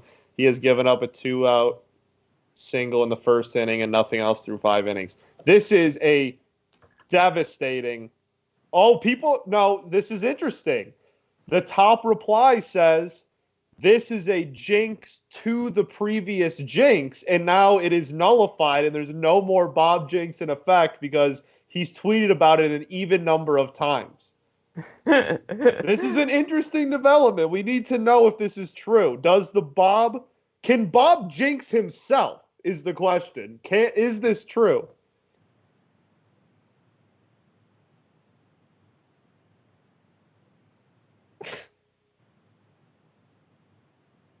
Can Bob jinx himself? These are the questions we need answered. All right, Jose Urquidy on the mound. You think he's probably going to go He has to go multiple innings. I would say the Astros are planning on him going at least 2. Yeah, Urquidy has a history starting. Who is that? Warming up. Greinke in the bullpen. That's interesting. Wow. That's Can't very wait for Greinke to come out throwing 97. For real. Back like his Royals days. Yeah. And we have, oh no, that's Margot, not Randy is in the hole.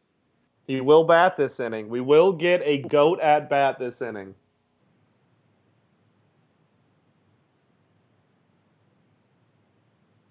Did Brooks Raley? No.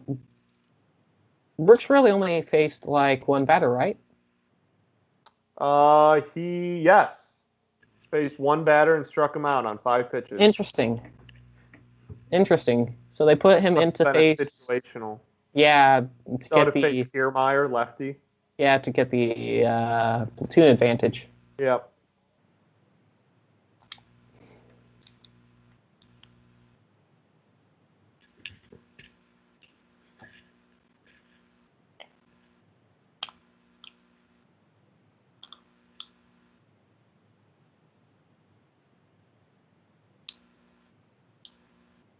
Gosh, I need to know if Bob reversed the jinx by jinxing himself. I'm very worried for Charlie's health now.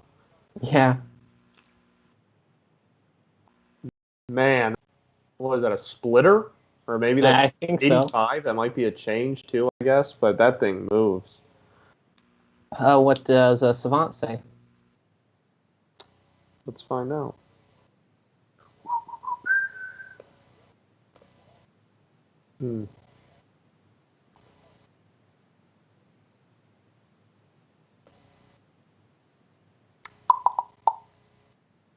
Change up, according to Savant. Okay. Because Urquidy, he's not super hard thrower, so 85 isn't the question out of him if it was a splitter. He throws almost an exact league average fastball at 93. All right, leadoff walk is big. That's good. I don't recall Margot having good plate discipline. Let me.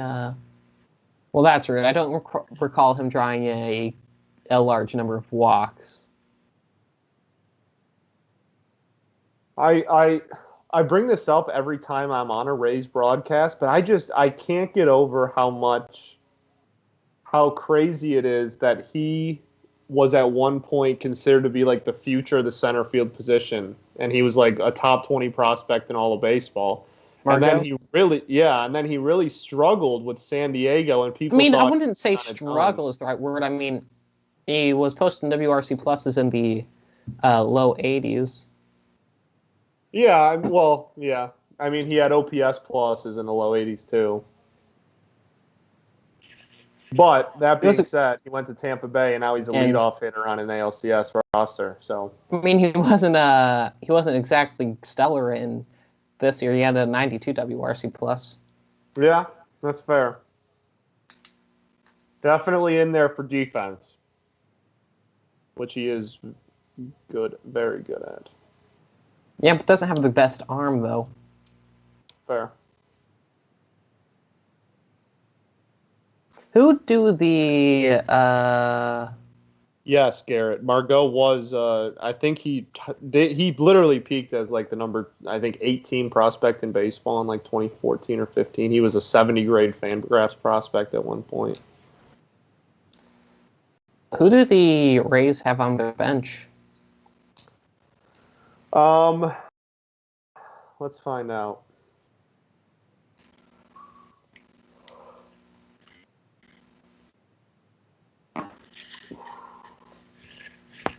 Well, I know they have Perez at catcher. But I'm going to guess they're just going to ride Zunino for this game at least. Yeah. Wow, good eye.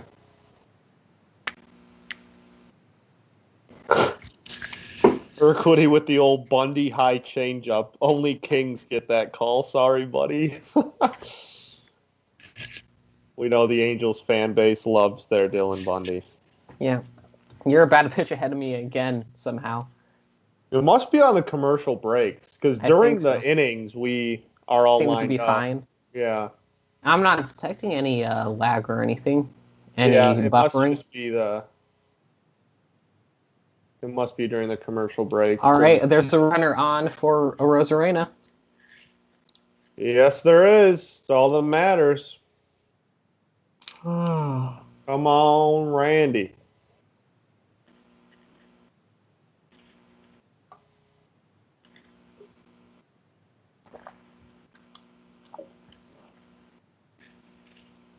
Did you look at that? Altuve made a throw.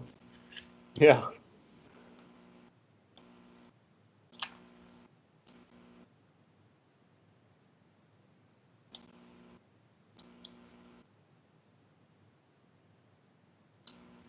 Correa to Cleveland. You're not gonna pay Lindor, but pay Correa. Correa is the better player. It's true. It's true. But the Indians don't pay anyone. So come on, Randy. The GOAT. Good eye. I just saw the first pitch of Randy's AB. Yeah, and it just went by for me. All right, sweet. Yeah. Dolan. Not all of Randy's home runs have come off the fastball. He's pulled some breaking pitches. Yeah, he had the slider, which I think it's interesting. He goes oppo on fastballs, out center or oppo on fastballs, and then he pulls the off speed stuff. Yeah. Which is interesting compared to how most sluggers, they usually just pull the fastball. Right. Come on, Randy.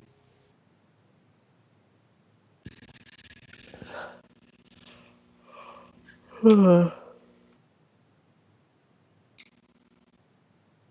changeup's nasty, but it's not nasty enough for Randy. Randy spits on pitches like that for breakfast, bud. You're going to have to be better.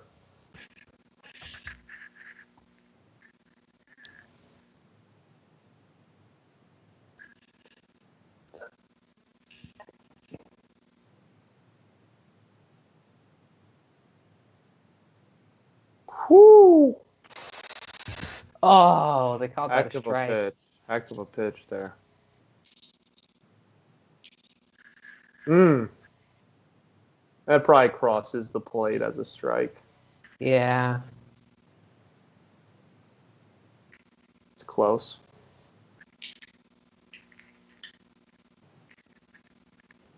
That changeup. Randy. Changeup stays nasty. Wait, does that mean Randy has more strikeouts than home runs now? Huh. That's a good question.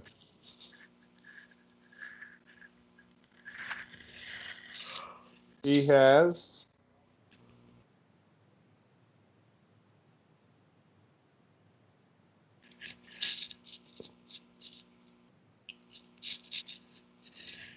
Meadows should shave his beard not for any luck-changing things, just because it looks bad. Yes, he has more strikeouts than home runs. Dang. He now has 10 strikeouts and 10 strikeouts and 7 home runs. He's cooled down. Never. He never cools down. I mean, he's averaging a home run per game, so Because he's the GOAT. yeah.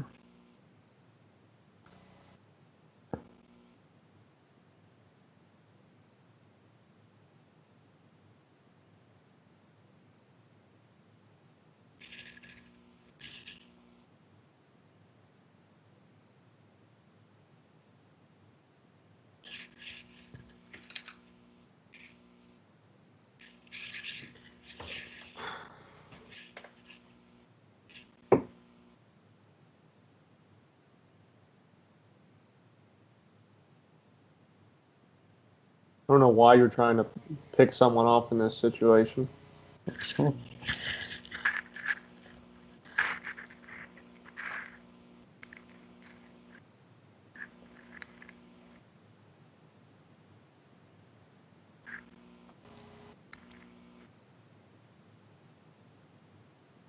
Oh, what are we taking? Man.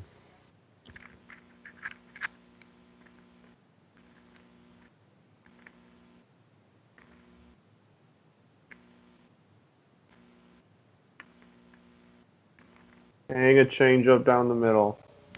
We're just not going to swing.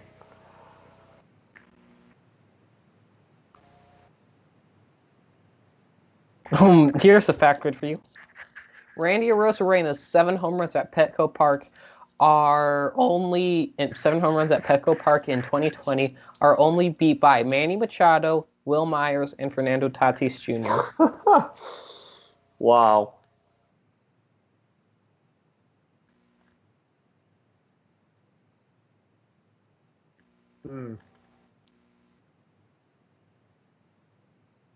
What the heck? Correa's in right field. Well, he was playing. Yeah, the shift. Hey, is that the Machado shift now? Yeah, I guess. Jeez.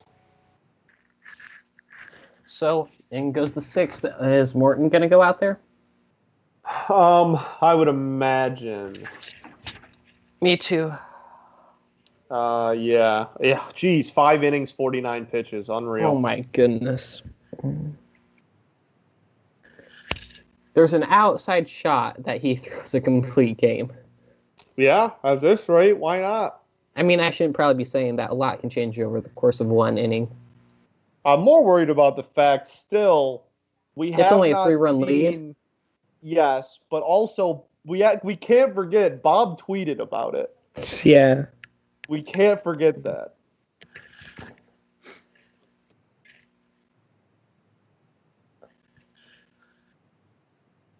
All that whooping and hollering from the Arkansas games catching up to me. I'm getting a little woozy and tired. That was a great game. Yeah. A walk-on had 3 interceptions. The team had 6 total.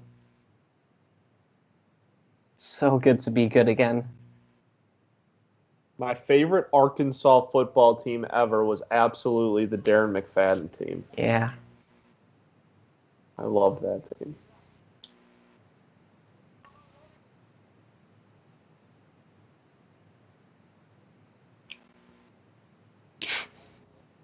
Garrett says, not going to lie, I've made that play down the line before. Correa ain't special. Garrett, you're different, though, bro.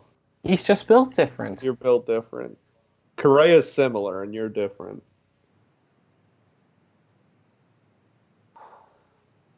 You know, thinking back to that free agent class, a lot of them are built in the same vein as Troy Tulowitzki.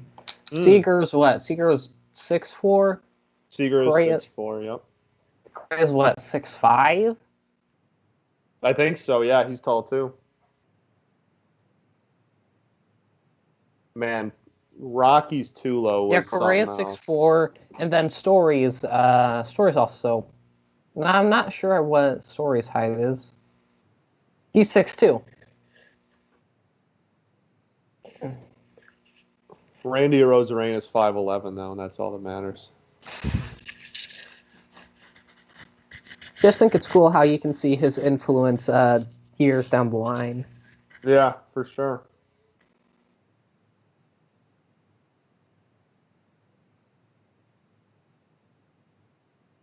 I mean, Lindor's only 5'11", so I mean it's not like everybody's a big-bodied shortstop, but you know. Garrett says Rocky's Tulo is the best shortstop he's ever seen. Then you obviously haven't seen 2015 Marcus Simeon. Oh, wow. That's a claim. A bold claim.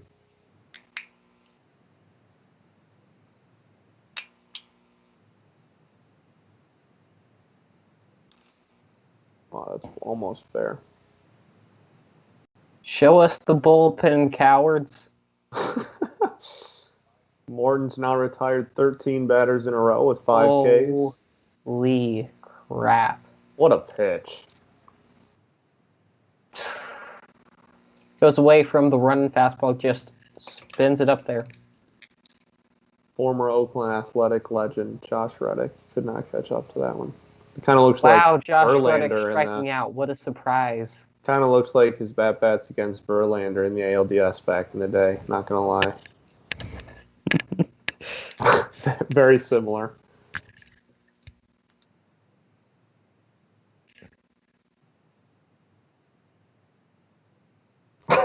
Garrett says, I tend to ignore Marcus Semien events because they more than likely occurred against the Angels.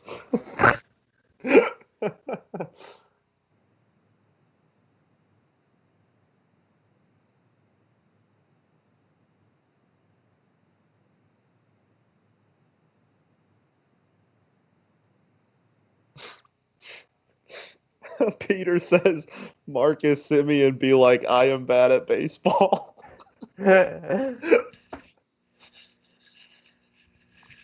Morton seems to be overthrowing this at bat for some reason. Yeah. Pushing everything. 3 straight balls.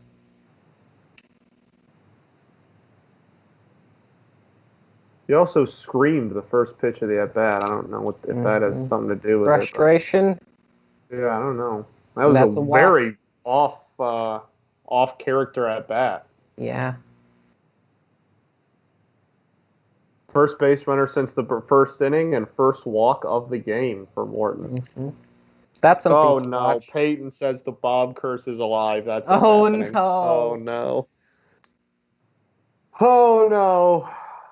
So now this will be his 3rd time going through the lineup. Yep, also true. 3rd time going through the lineup, always scary. And that's like I said going into the game. That's something the Rays don't like to do. Yeah, with anybody. But Morton, if you're gonna let someone go through the order a 3rd time, Morton's not a bad choice. For sure, absolutely.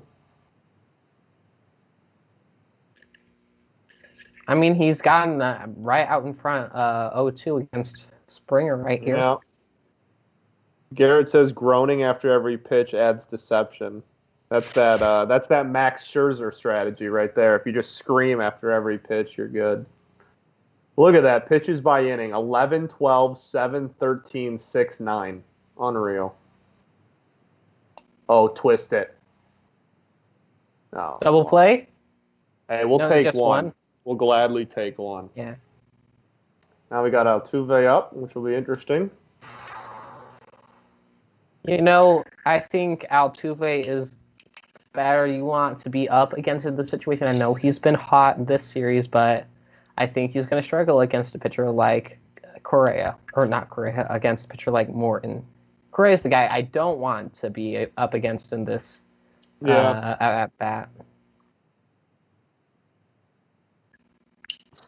Garrett says, if it was me, I'd simply use other secondary pitches the 3rd time through the lineup. I don't know, though. That's just me. Garrett, we've been over this. You're different, bro. You're built different. Wow. Surprised that got called a strike, honestly. Good framing job. Hey, there's the bullpen. Oh, got your Nick whiff. Anderson. Nick Anderson. He's not who I would expect. He is screaming after, like, every pitch. I have my thing on mute, so I wouldn't be able to know. He's doing the Max Scherzer. I mean, his velocity hasn't decreased. No, it hasn't. I don't think he's hurt. Might be tired, might be strained. I mean, he's only at 61 pitches.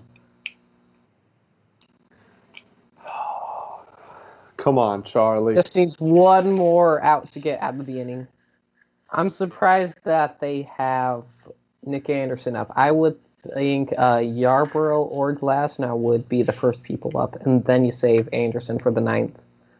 Oh, what a frame job. That is how you frame a pitch.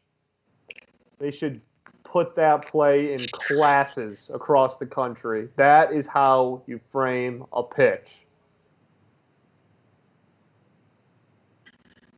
He just needs one more strike to get out of it.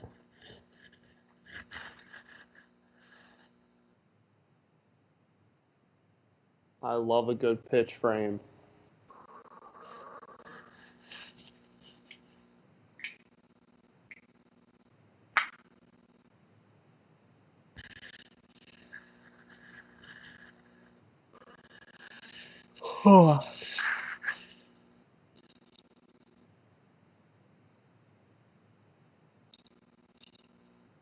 Mm.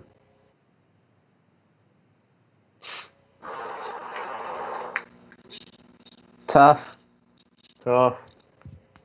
Yeah.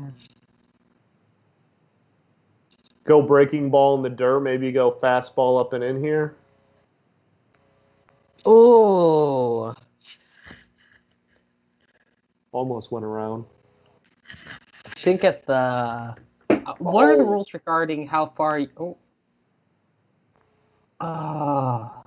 What are the rules regarding how far your bat handle can go, like the knob of your bat? So it's breaking the plane of home plate.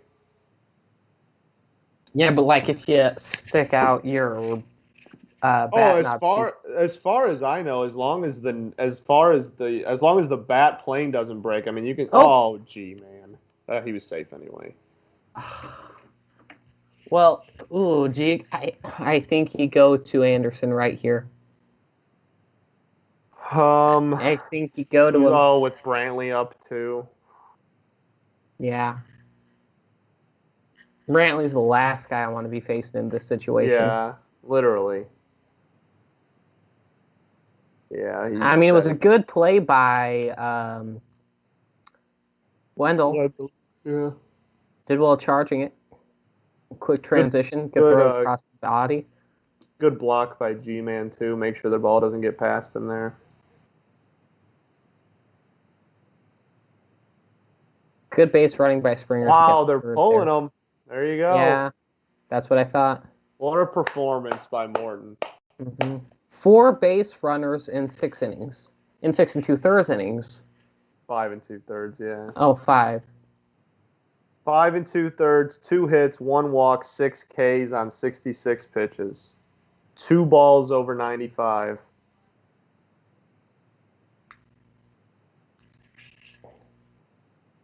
If the Rays have the lead, obviously, but if that was his last start of his career, that would be a heck of a way to go out. That would be a good last performance there. The Bob Nightingale curse is very real. Sorry, but I saw it with my own 2 eyes tonight.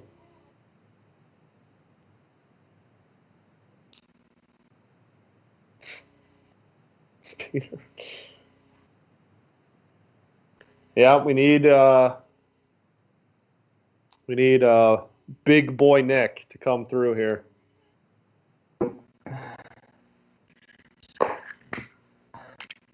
I 7.7 ERA in this series. I'm still surprised by the decision to go to Anderson. Yeah, well, I mean, as far as if they're coming out with nobody on and stuff, maybe it would make more sense to go somebody else. But coming in with runners on, in this kind of a game, you're going to want to go to your best reliever. Who in the After seeing him multiple times over the past 5 days, is he your best reliever? It's true. He definitely. I do think you want. Yeah. I do think I would rather have Glasnow in this situation, pumping fastballs. Fair. Trying to get a punch out right here. Has not been great in the CS, that's for sure.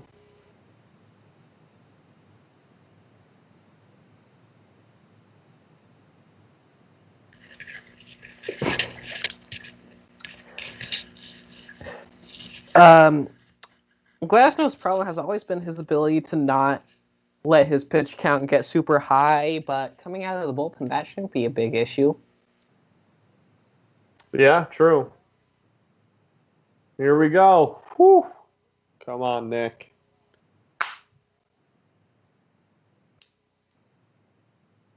Andrew Cutchin McCutcheon says says he would would have have left kept Morton. him.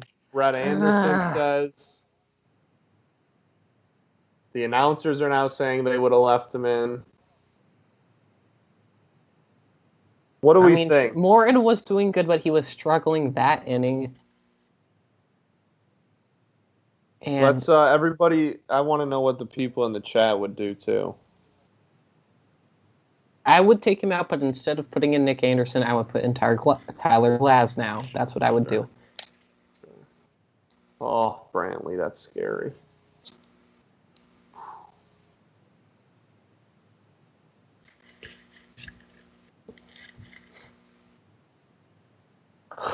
Bad start. Yeah. Who's up after Brantley? Brantley, then Correa. So you can't really pitch around him. No. Well, I mean, you could just in the sense that there's 2 outs and you have a base open, but all right. Whew. All right, they get the grand out. Ooh. Now to turn to the Astros bullpen. When do they put in Greinke? We saw him warming up. Yeah, or not warming up. We saw him stretching. Stretching at a minimum, yeah. Yeah. Very interesting decision there. Mm-hmm. Well, when was the last time Greinke came out of the bullpen? That is a great question. Let's find out. Zach Greinke has come out of the bullpen a decent amount. He's finished 8 games.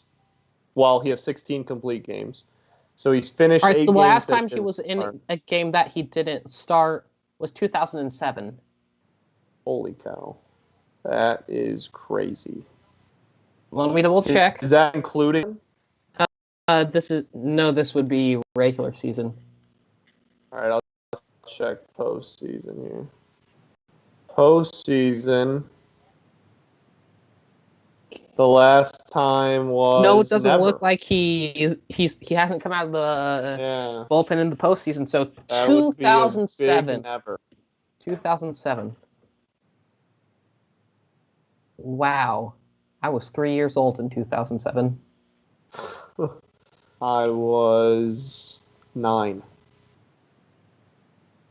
Coming off the highs of the Maglio homer in 06.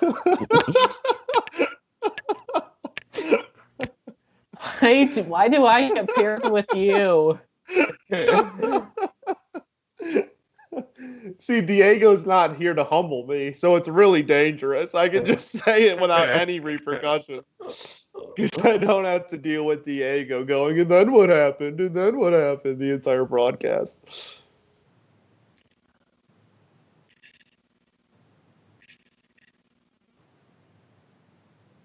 Seems like the chat is in agreement with the decision to pull him. Even though Twitter is not, but we all know that DD is built different. So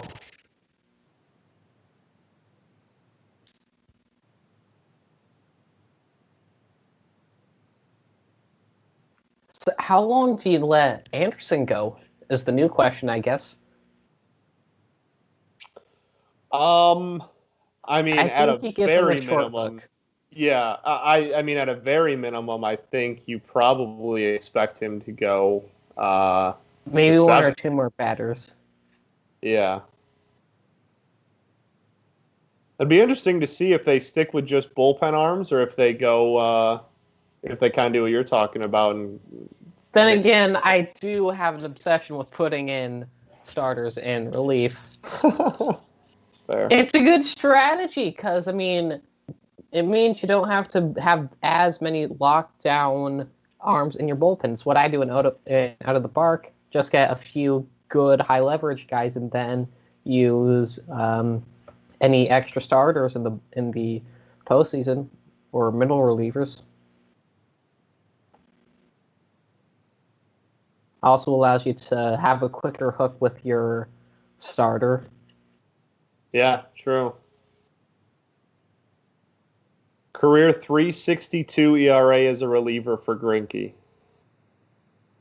What did I do to Peter? He's just saying Torrey Hunter, Torrey Hunter, Torrey Hunter. I don't know what I did to Peter. Oh! Base hit by Choi up the middle. G-Man. Where's the good piece of hitting graphic? Good piece of hitting.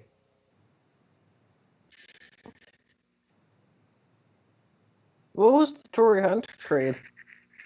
No, it was the David Ortiz home run where Torrey Hunter flipped over the wall and lost the ALCS in 2013. Devastating.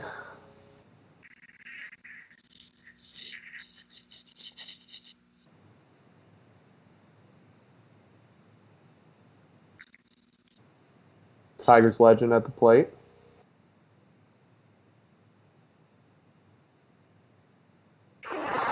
What a curveball.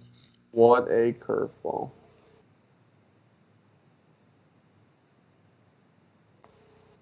Trevor Rosenthal, Adames is fun to watch on defense. I also think he has a cool last name.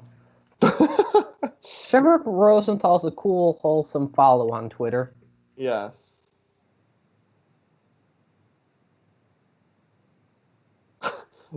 Bob Nightingale tweeted, and just like that, Morton is out, Nick Anderson in is, and all the replies are, yeah, this is your fault, bro. Oh, Bob.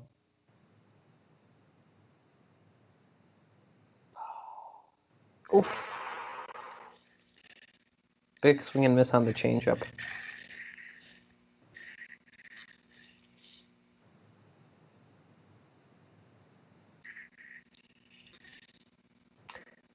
Adames is in an interesting spot career-wise. Yeah, definitely. Because, I mean, I don't think that Wander Franco is, that close to being called up. He's only played in low A or low. He hasn't reached double A, I believe. The shadow to be looming over you. Yeah, this year also made it weird because, he was obviously in the He was one of their best players this year. Training sites. Yeah. The Franco was obviously in their training site, so it's weird. Aldonado was talking to Urquidy a lot. Yeah.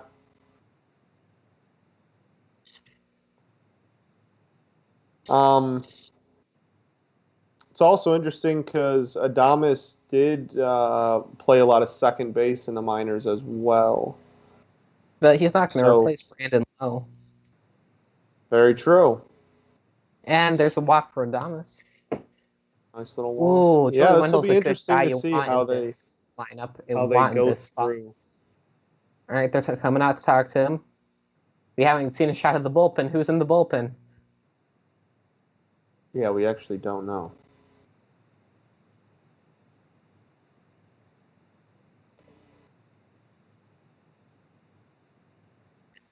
That G-Man Choi single was 101 Huge. miles an hour off the bat. That too. 540 expected batting average. We love to see it, G. All right. Little pitching coach meeting there.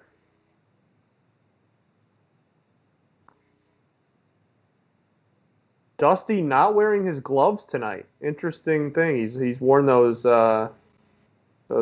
black gloves, the doctor gloves, the whole postseason. For whatever reason, he's not wearing them tonight. His palms are sweaty. There's vomit on his sweater already. Mom's spaghetti.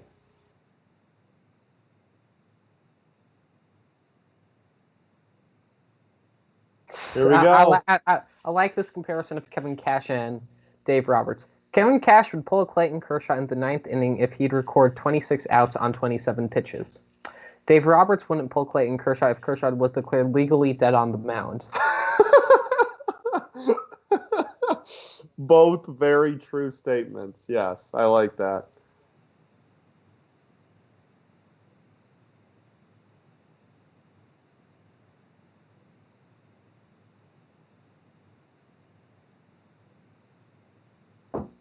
Wendell could come up huge here. He had that big hit a few games ago.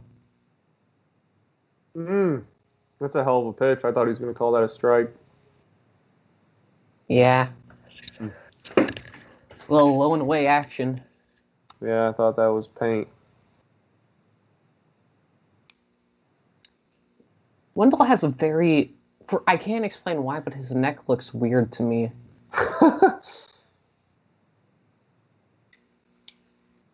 Like, it looks long, but it's not thin. Swing for the fences there, brother. Jeez. Put everything into that one. Big swing, big swing. That's not your game, Wendell. You're a line drive ground ball hitter. Get one through. Joey Wendell, more like Joey. When the hell did they get this guy? All right, so he was traded in, I believe, 2018 for Jonaheim. Oh, interesting. Yes. I forgot about that. Jonaheim switch hitting catcher, backup catcher for the A's right now. Mm-hmm. He's young. He can be really good.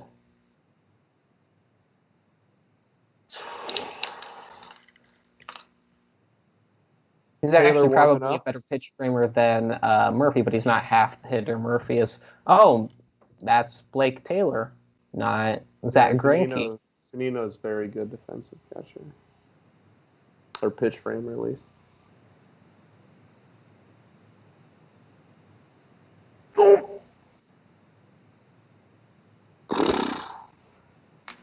You're ahead of me again. Oh!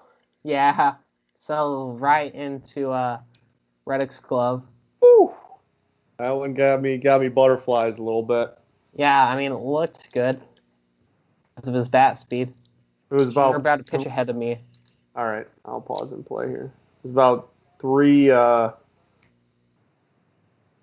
inches too right high. I paused during the replay of the tag. Yeah, I'm during the replay too, and Troy just slid into third. All right, perfect. That's where I am. No, I'm at the base doing cam. The base cam. All yeah. Right, G-Man Choi is speed.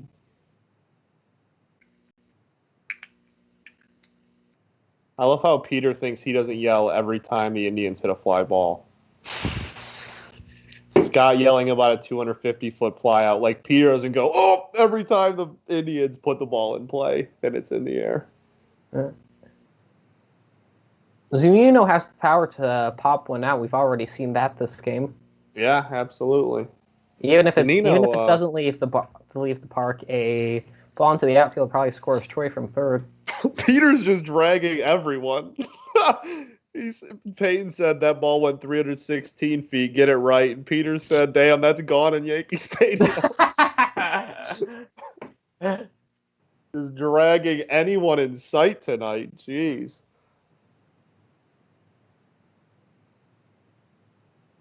Zunino also supporting a 930 OPS in the ALCS. So much for a defense first catcher. Yeah, for real.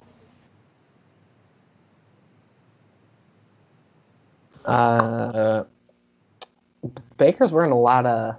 Dusty's wearing a lot of armbands and wristbands and stuff. Yes, he is.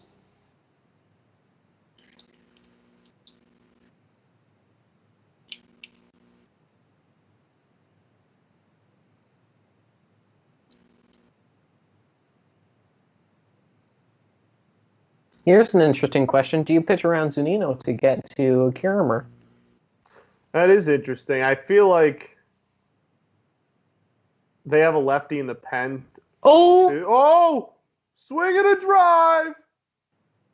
No, caught by Springer, but that will score Choi. Insurance run. That's literally just what I said. He has the power to get one out, but even if he doesn't, he'll probably score Choi from third. Take the insurance run. Yeah. That's huge. It is. An even run lead. I forget which is bad, an even or an odd.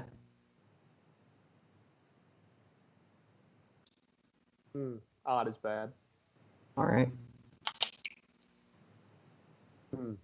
Nice swing. Yeah. I mean, it came up just short.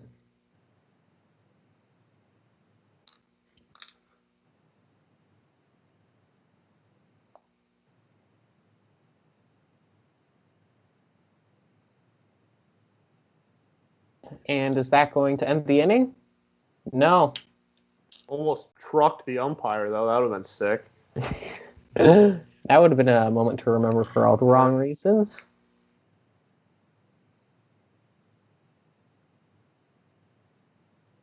Kiermaier, not a good hitter in the postseason. Well, he's not really a good hitter. Not a great hitter at any time of the year, but definitely not in the postseason. Urquidy, by the way, already given up as many hard hit balls in 1 2/3 as McCullers did in his entire outing. And yeah, double what Morton gave up 2 over 95 his entire 5 2/3. Urquidy's given up 4 in 1 2/3. So wow, Kiermaier almost came out of his shoes there. Also 42 pitches in 1 2/3. He's gotten into some long at-bats. Yeah, this inning in particular, with the leadoff runner getting on and everything. Pitched into a lot of full counts. Work the count.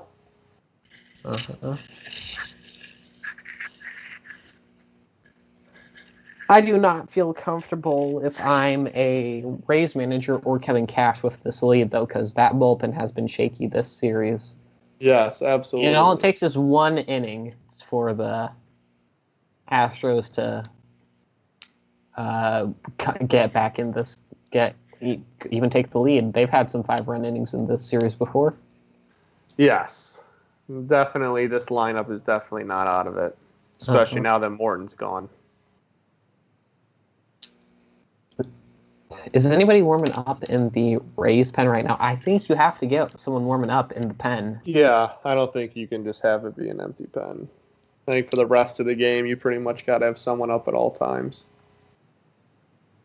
All right. And that will end the inning for the Rays. That entrance run is huge. Yes, very. Very good now chance we have exciting run. Now we have Correa, Bregman, Tucker. Yeah, that's a scary, scary lineup to face.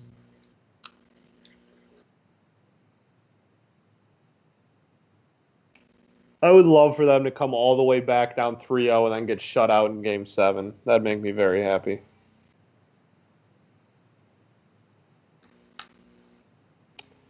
Not only are they, obviously, if they won this game, they'd become the second team ever to come back from down 3-0, but they're, that Red Sox team was the only team that's even forced to Game 7 down 3-0. So the only team that's ever even won 3 straight after being down 3-0, nonetheless 4 straight. Yeah.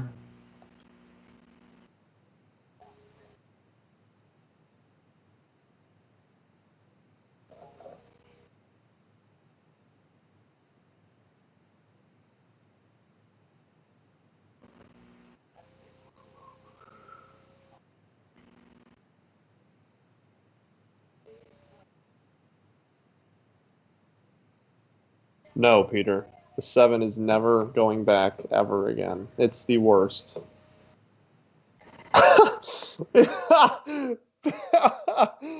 Oh, Peyton, I love you. He didn't put the awful 7 up there. He typed out the word 7th and just put it there instead. Yes. No more awful 7. Woo. The upside down 2 blows.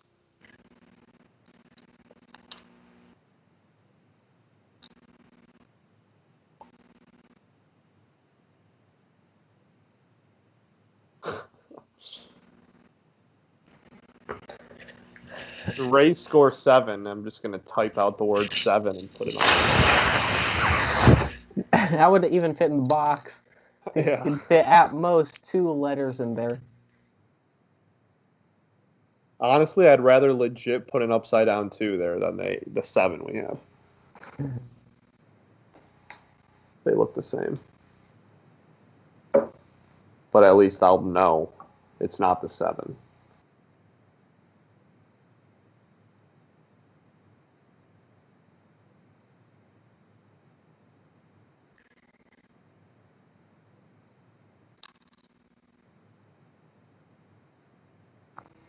All right. Here we go. The back 3. Yeah. Time running out for the Astros. I'll be honest, I kind of want to see the Astros win just so I can see everybody get mad. Everyone would get mad. That is very true. All right, so Anderson, he's come set, and he just delivered the first pitch. Yep. Oh, fly ball to center. Yep. All right, so we seem to be synced, thankfully. Yes. Seem to be good so far. All right, well, 1 pitch, 1 out. Can't get much better than that. Mm-hmm. Especially for Correa, that's such a big bat. Yeah.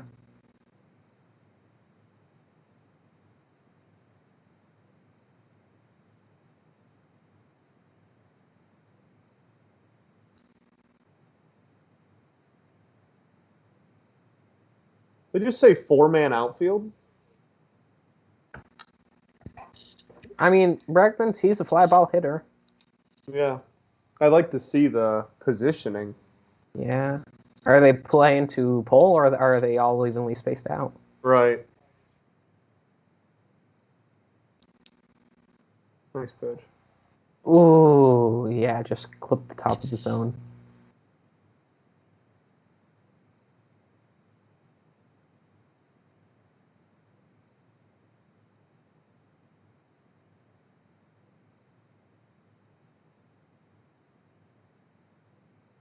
Well, 4 Outfield didn't work. outfielders still gets on base. Yeah. Only a single, I guess, but Uh-huh. That's good. Now, Tucker, he's scary. He's shown the ability to pop one into the seats. absolutely. But also, I think a double should score Bregman. He's a fast guy. Yeah, I'd imagine. A gapper definitely does. Yeah.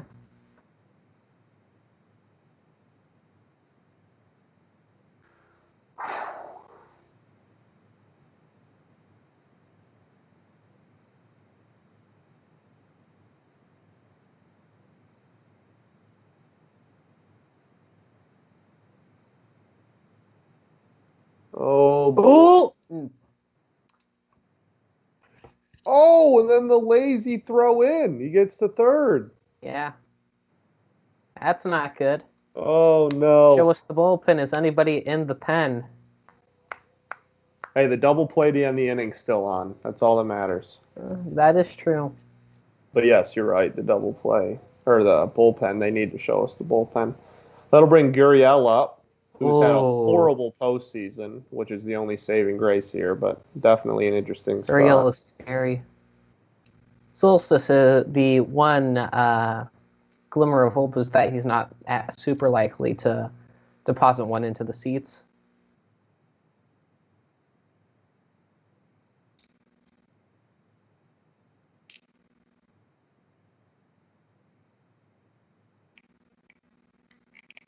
If I were Anderson, I'd be trying to get outs, but I'm different.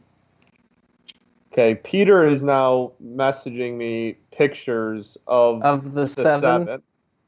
So now my phone is just blowing up with pictures of the horrible 7. Oh, the double play! Oh! What a big Wow. play. Wow. You love to see it.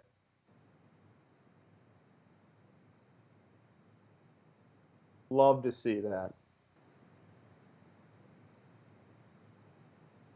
Do you send Anderson out for another inning? I wouldn't.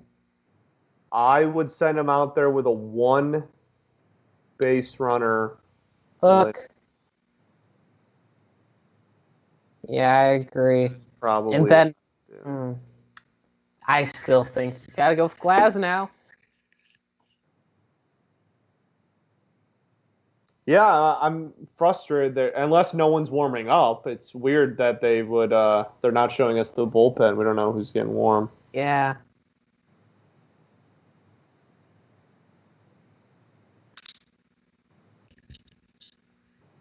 That's a huge double play.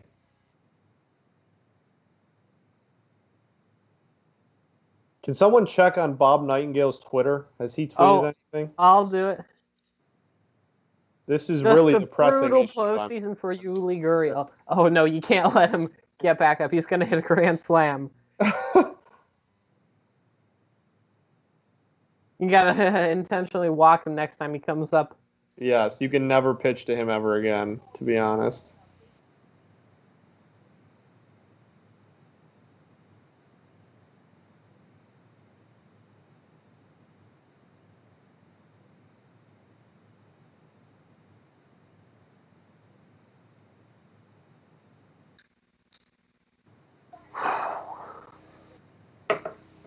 It's tense. That big game scenario. Big game feel. Yeah. Need Let's a big see. game guy to show up.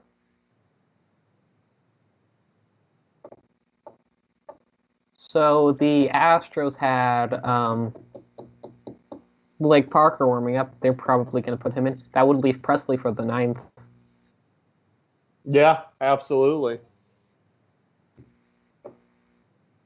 It's interesting. Why was Greinke stretching in the bullpen then? I don't know. Maybe they were considering using him in case McCullers didn't go long, didn't get through the third and fourth.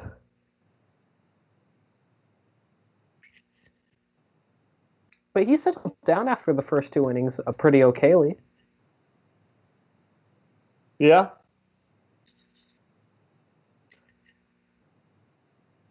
Taylor's in. Yep.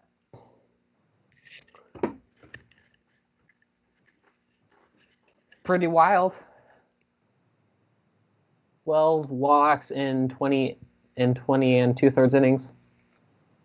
Yeah, especially I don't understand going lefty with a Rosarena due up. That's just a recipe for disaster.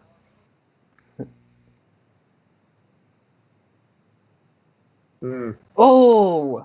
Nice recovery by Bregman there. Good throw. If you, I know we don't really like Alex Bregman anymore because of the cheating thing, but his LSU highlight tape is absolutely electric. The dude was unreal in college. So if you're ever bored, and I'm an SEC baseball fan, yeah, true. That's not an LSU fan, so Alex Bregman's college highlight tape is quite impressive. It is very fun to watch. He was good. quite the lightning in the bottle there. Hey, you want some college highlights to watch? How about Andrew Benintendi? That's also very, very true. Dansby Swanson's another good one.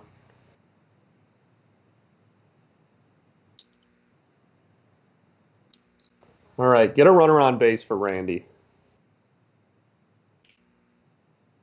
Yeah, see, that's my point. Bregman was so cool until he wasn't. Like, I never thought he was really cool. That's fair. That's fair. I was like, he was at least a fun baseball why do you player. have to be so good towards him? Yeah, that's true.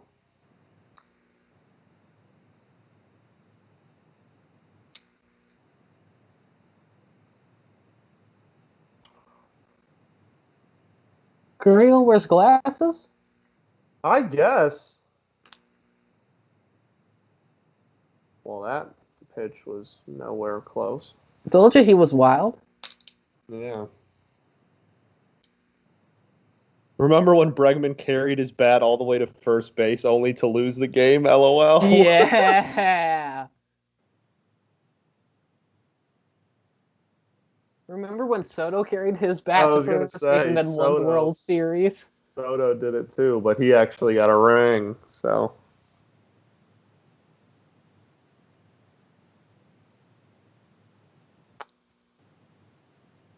Is baseball one sport where people don't put a super high value on rings?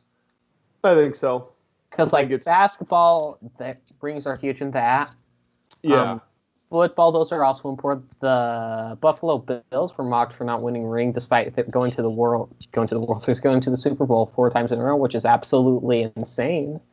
Yeah, for individual players, it probably holds the least merit. I would say for baseball or for football.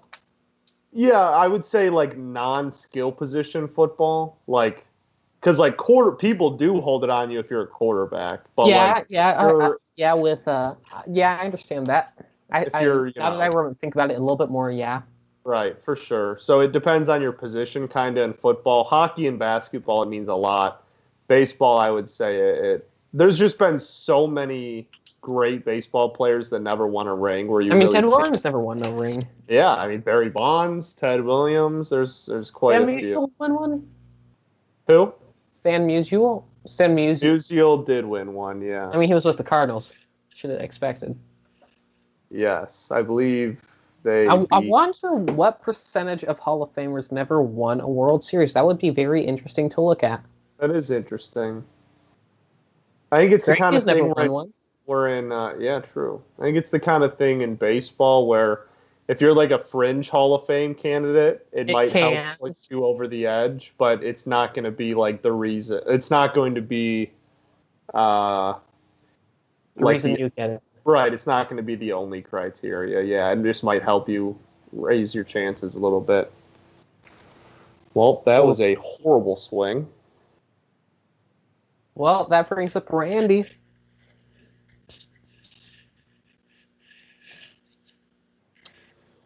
Here comes Randy.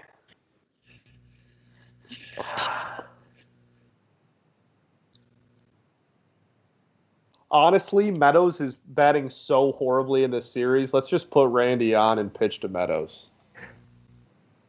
That's what I wouldn't object to it. Especially Meadows is a lefty too. I'm telling you.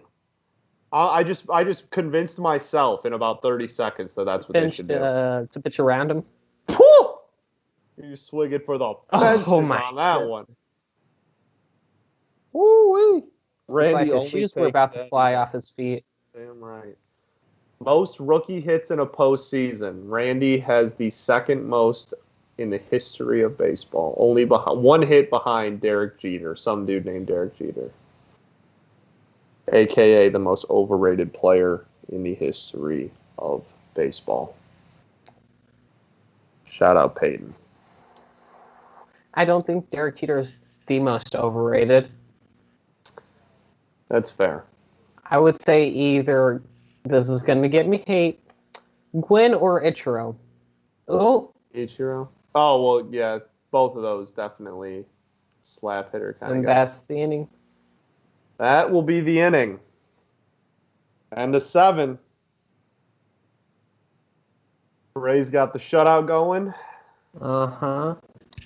Can't win if you can't score. Good strategy. If I were the Astros, I would simply hit more home runs. You're different, though. And the Astros are similar. Probably anything else. He hasn't. Astros are similar.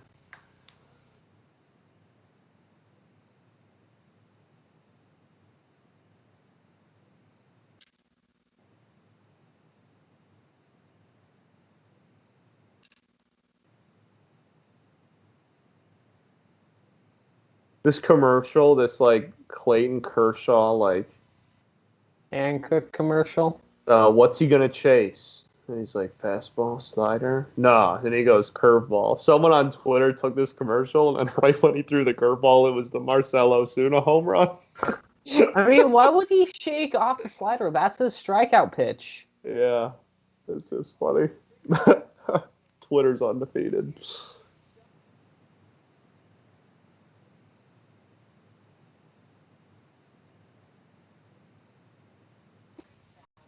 Oh my gosh. Nick Saban looks like a ghoul. Fallout ghoul. That does not surprise me. Yeah, that's a big game tonight, too. Yeah. They should rank Arkansas. Rank Arkansas, cowards. Yeah. We won that game without our best linebacker in Bumper Pool. Yeah, Yeah.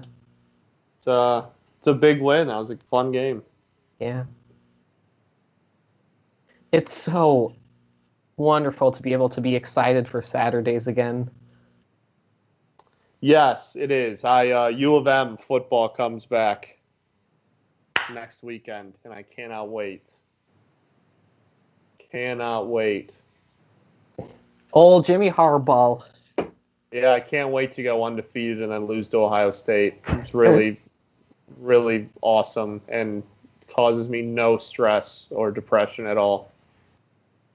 The fact that consistently every year we go undefeated or are going into the last game of the season with undefeated or one loss, and then just If I were a Michigan always quarterback, I would simply throw more touchdowns. yeah, if I was Michigan, I'd simply beat Ohio State for once ever, but I'm different. Would you take a 1-11 season to beat Ohio State? Over if it was in exchange for the last 3 years of like 10-2 with losing to Ohio State and getting in an irrelevant bowl game, honestly, yes. Nick Anderson back out there. Yeah, I think they're gonna put him on just that super short leash there. Got a quick out.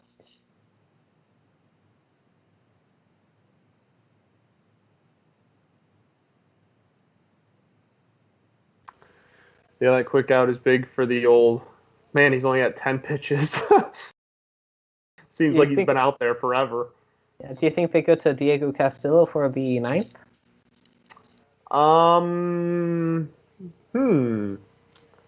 I think they. Almides Diaz is. Yeah, I think they probably go Who's he pinch hitting for?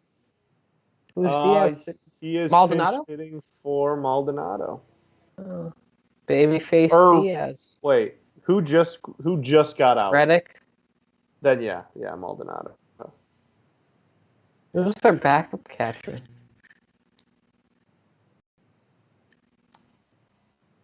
That's a good question.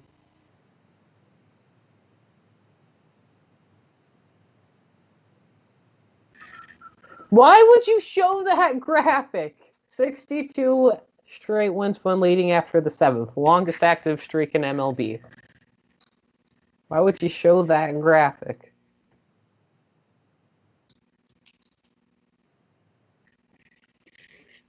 Anderson's in a difficult spot. He either gets a quick grand out or he goes down 2-0.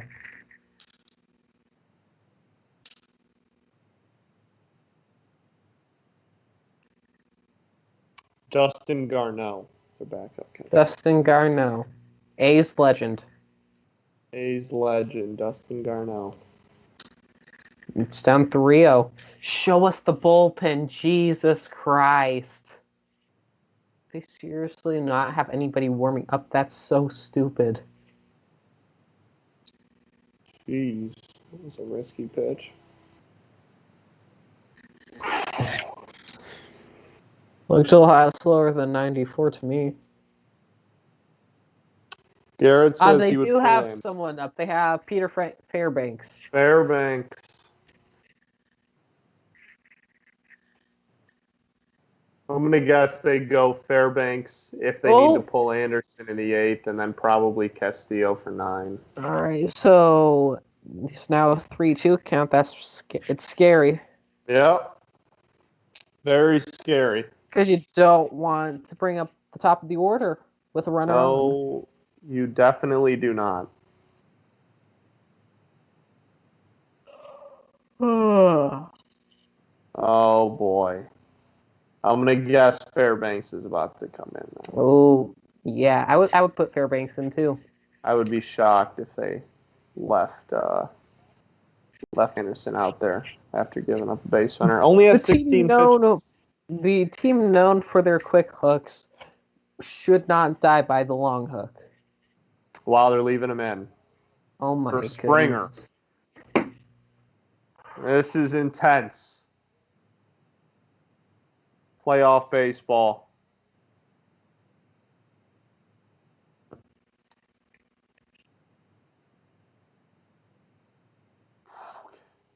Oh, You're man. a pitch ahead of me again. You just delivered the pitch. Okay, yeah, I'm about half a pitch out of you.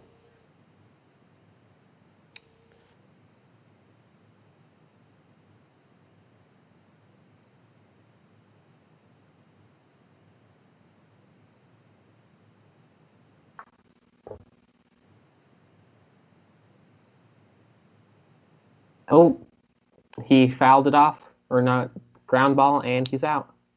All right. So we're synced up. Yeah, we're good. And then Altuve. Ooh, Altuve's scary. Altuve with a man on. That is scary. But you can't can't give him can't the push base around. either, because then Brantley's on deck. And you know he's already in scoring position, the Diaz. Yeah. And then Correa after that, too. Yeah, you got to pitch to him. Ooh, do you think that'll be Springer's last at bat as an Astro? Ooh. I mean, it looks like Interesting question. It looks like it. I would say, assuming this game holds, I would say that might be. They don't have the money to keep everybody. Yeah, they don't. They don't. Between Springer and Correa, who would you rather have? As if I was the Astros, I would rather maintain or retain Correa. Yeah, Correa's younger, and I think he's the better all-around player. Yeah. I think I'd retain Correa. Uh-huh. If I had to choose between those two. But also, Almides Diaz could play shortstop. Who do the Astros have that can play center? I don't think Kyle Tucker is good enough defensively to play center. Reddick definitely is not. No. So I don't know. I don't know. They traded Jake well enough. Marisnik. So maybe just because you don't have someone who can replace him, you keep Springer. Yeah. Where does he go next year? Interesting. Yeah, Angels Twitter definitely has a Photoshop of every single free agent upcoming in an Angels uniform. So that's definitely true. Can't really think of a big market team that can spend a lot of money who needs a center fielder. Yeah, this offseason. Unless the Yankees want to move on from Aaron Hicks. Super weird. Yeah, maybe. But Hicks is also a good center fielder. Yeah, I don't know if the upgrade from Hicks to is worth Springer the money. Is worth the money that it'll cost him. Oh no! The one that time is definitely the not what we allow needed. Their fielding to falter. It falters. Definitely not what they need. Peter, Cleveland is not going to spend money. I'm sorry, buddy. This is not going to happen. You know, the Yankees might do it if they feel a lot of pressure to really, really, really push towards a World Series. Yeah, maybe. All right, Fairbanks coming in. Ooh. Brantley coming up. Woo!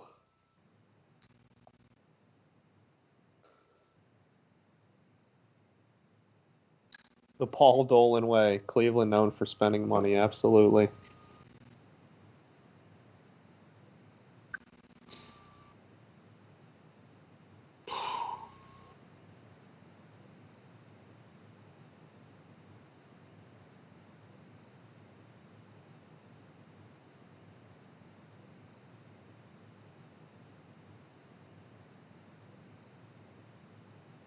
Who's going to be the new Angels GM? Dave Dombrowski. Dave Dombrowski is going to take over the Nashville expansion team. He's not going to LA. Oh, if there is a Nashville expansion team, I might have to consider changing fan allegiances. That actually is the Dave currently is the leader of the corporation that's trying to Oh. bring an expansion team to Nashville for real.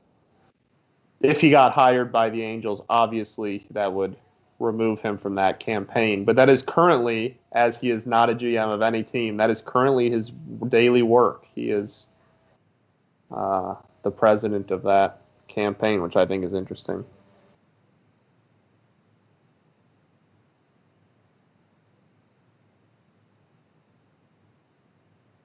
Adele to Colorado, by the way. Yeah, for Marquez. All right, here we go. Same amount of hits by both teams, but the Rays have 4 more runs. Yeah.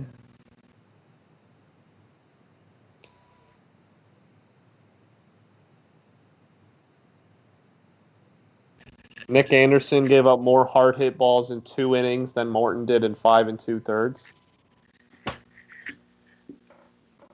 He also gave up more hits and did not record a single strikeout.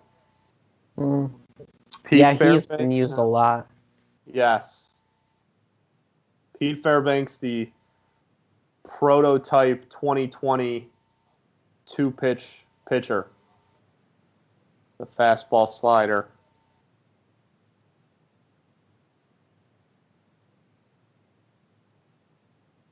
It's got a funky delivery.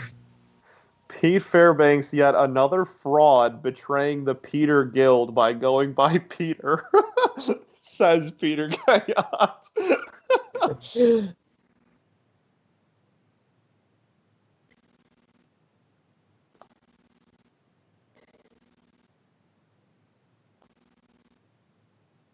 Here we go. I'll call him Peter Fairbanks.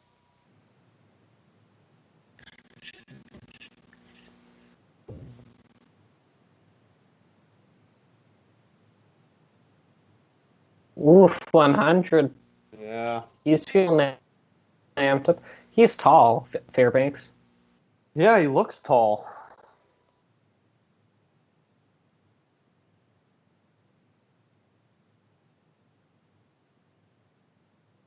He is 6'6". Oh, he's overthrowing the heck out of the ball right now. Oh, Just spiked 2 runners in scoring position now. Put in Glass now. Put him in. I don't understand why they don't put him in. He has a history of coming out of the bullpen. This is really not good. The only saving grace here is 2 outs. Yeah. But now there's not a force at second. True. Oh, there you go, Callie. They finally listened. Yeah! They finally listened to you. Glass now in the pen. You know who isn't? Castillo isn't in the pen. Oh boy, this is really getting ugly. Ugh. Do you just put him on? Do you even try and attack? Oh my gosh, bases loaded for Correa. That's terrifying. Ah! Correa complete the heel turn by tying it up with a grand slam. Gosh. Do it, coward. I'm so scared. Also, you're way ahead of me. Brantley just drew the walk. All right. I'll tell you when Correa comes up to bat. All right.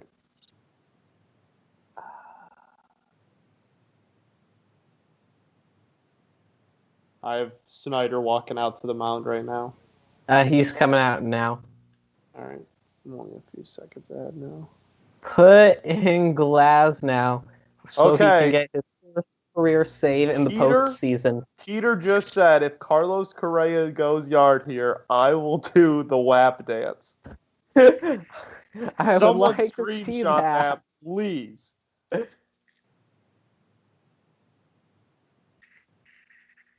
That's really ballsy. Ballsy move by PK there.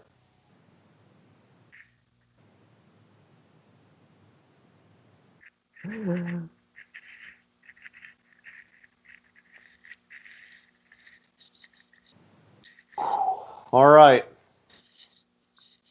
Career with the bases loaded. He's a 300 hitter. Jeez. Andy Ponce, who are you?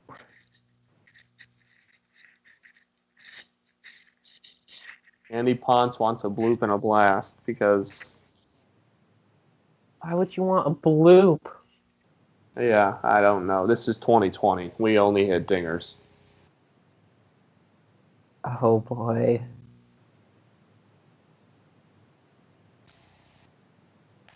Oh, that's through! Oh, no. Oh, no. 2-1 Oh, score. no. Oh, no. Oh, no. Oh, no. Oh, no. Oh, no. No. It's Game 7, baby. Can you feel it in the air? Oh, now it's Bregman. Bregman, complete the heel turn. Put the Astros ahead.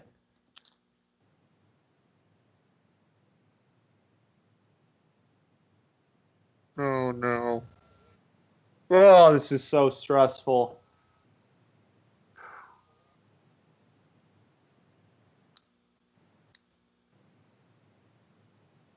And notice, if the shift was banned, that goes right to the second baseman. I just want to point that out. That is a routine ground ball if the shift is non-existent. That's the risk you play with it.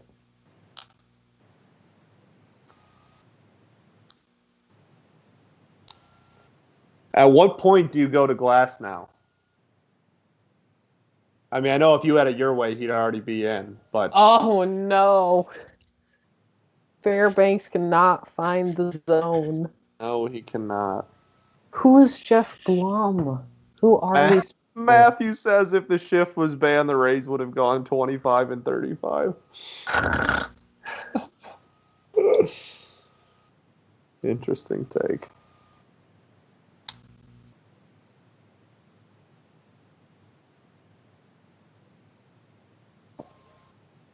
Oh, it's foul. This is so stressful. Playoff baseball, Game 7. Rays could get out of this with a 2-run lead.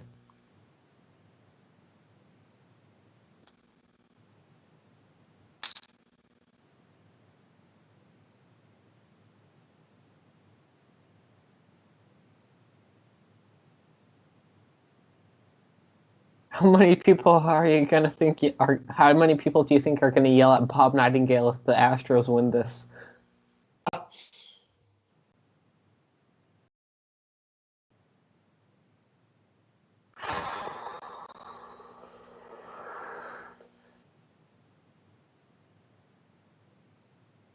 Oh, he struck him out.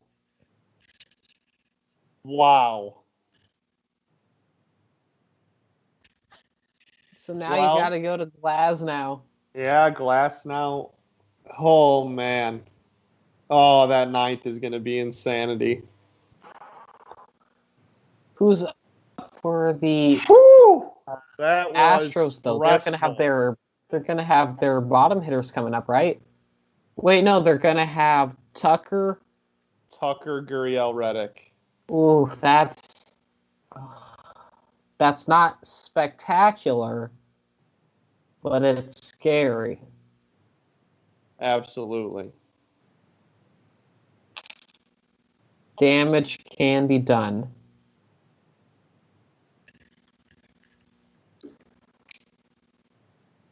It's tense.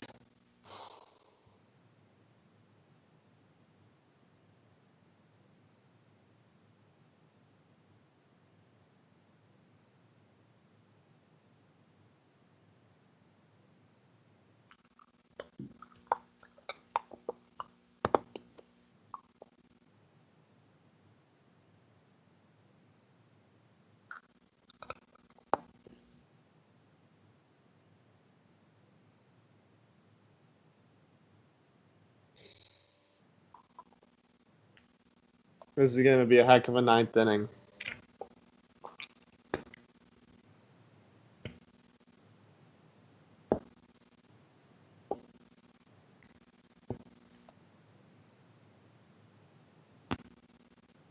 Peter says Pete Fairbanks, honorary member of the Pete Guild for today.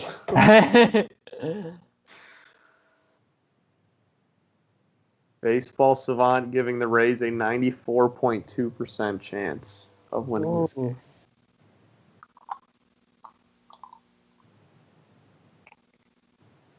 All it takes is a swing.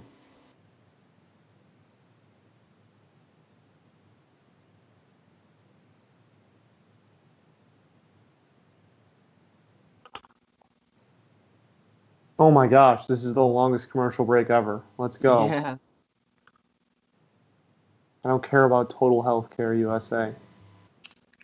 I don't care about the giving grape. Man. Both teams are almost with an identical expected batting average now at this point in the game. 194 and 197.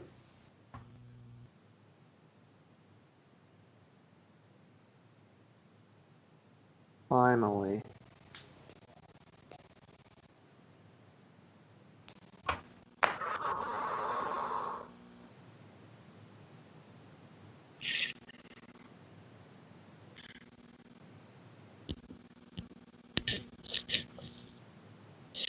All right, here we go.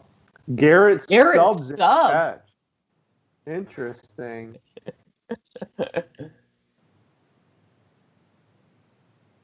He looks so small. Garrett Stubbs doesn't have nail polish on either. He doesn't really want to win. He looks tiny. He looks tiny. He looks tiny, tiny.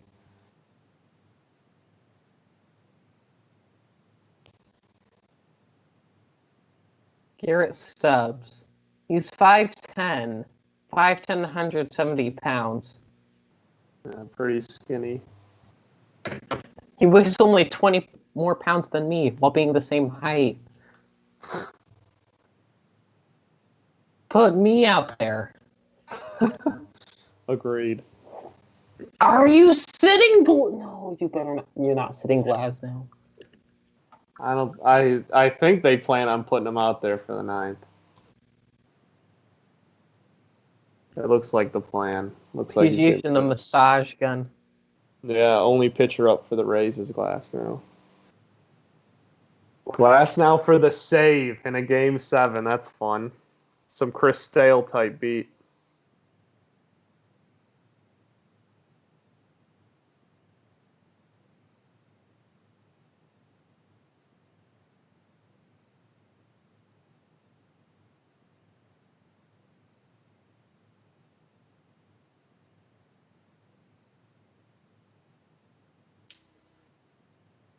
He looks so thin. Yeah, he does look tiny. He Payne looks says like Callie's going to throw at someone if Glass now isn't in the game. He looks like a child. He does look really small. Which is Looks weird, like especially for catchers of all positions. He looks like they picked a random high schooler. Wow, that ball was smoked. I think it's because his forearms aren't super big. Yeah. That ball was 107 off the bat. Oof. With a 560 expected batting average. Launch angle of 2 degrees.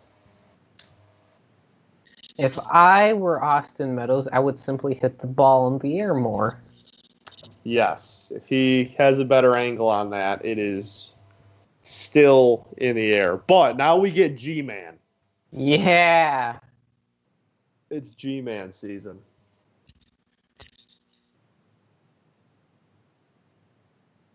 Oh, come on, G-Man.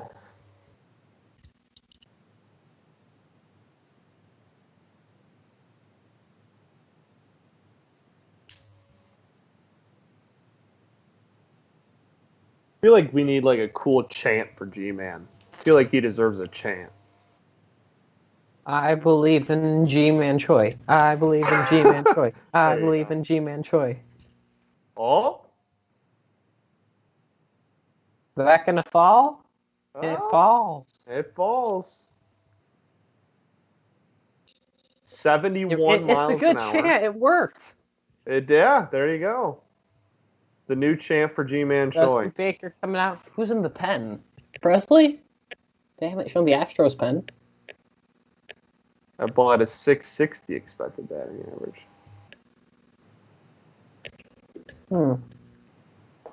My forehead is so tired from wrinkling my brow. Frowning my brow. They're taking him out. Man. Pinch runner. They're taking Taylor out. Yeah. For whom? For who? Is that Paredes? Or how do you pronounce his name? Inoli? I didn't see who it was. I've had to go to the bathroom since the 6th inning, but I can't leave.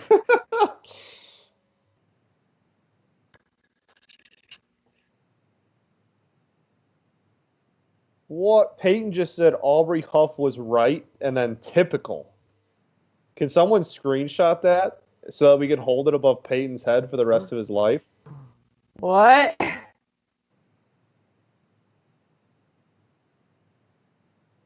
I'm doing it. That's for sure. Yeah, that screenshot, Peyton's never living that down for the rest of his life. That's for sure.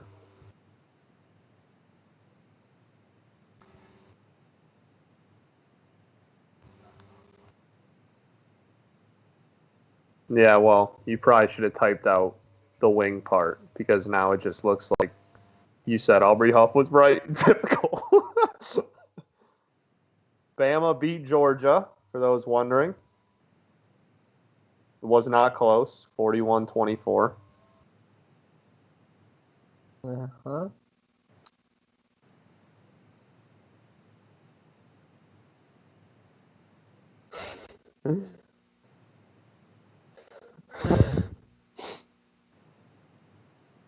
All right.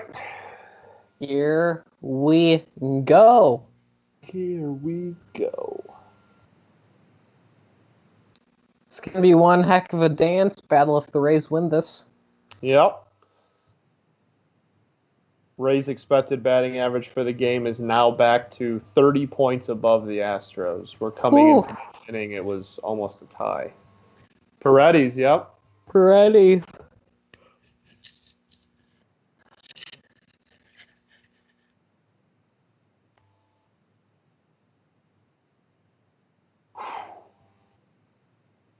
Stop showing us opponent average and show us his K and walk rates.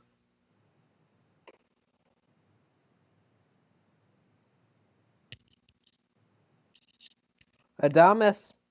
Tigers legend.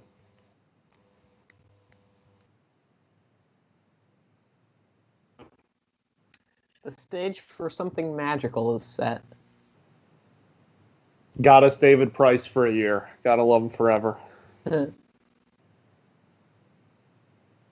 How was David Price as a Tiger? He was good. He was very good. Very, very good. We Squandered his time. yeah, I mean we only got him for the second half of 2014 and then Yeah, I we was thinking it was 2014. Traded him at the deadline of 2015, so he was only there for a calendar year. And we got swept in the first round by the Orioles in 14, so not due to him at all. We just our offense fell apart. Yeah, we were horrible in that postseason.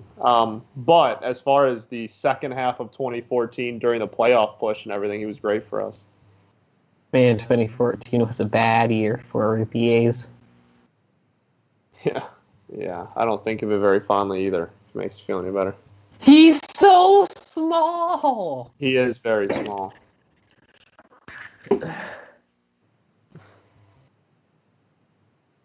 Bregman's out of the game? Yeah, they put Diaz in at third. Interesting.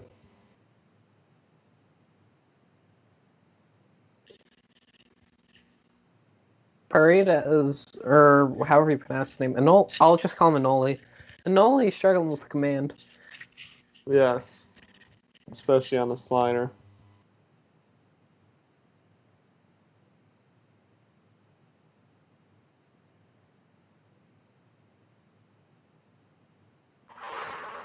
Poor take. Bro, why is the Cleveland Indians fan roasting me about losing in the playoffs?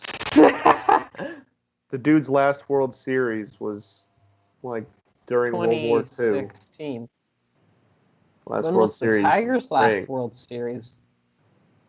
Ring? Our last Yeah. ring was 84. The Indians' last ring was like 48. It was 48.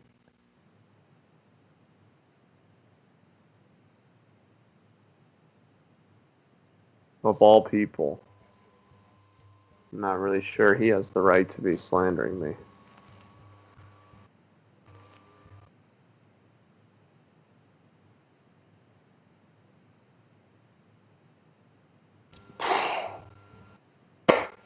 Oh, big walk. Big walk.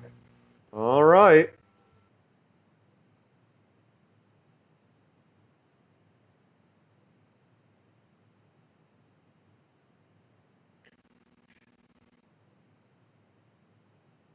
Choi's day is done. G-Man Yeah. Choi officially pulled. For pinch runner Mike Bro Show. Or Bros You. Right. For pinch runner Mike. Mike. Pinch runner Michael. Oakland University graduate here in Metro Detroit. The legend of the Chapman walk-off in Game 5. Joey Wendell up. Yeah.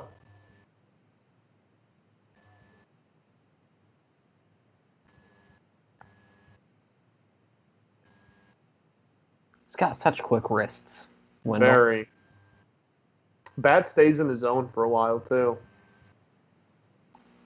Josh It's a James funky warming looking up for swing the at Astros. first, but it's a beautiful swing when it comes all together. Josh James in the bullpen for the Astros. That's interesting.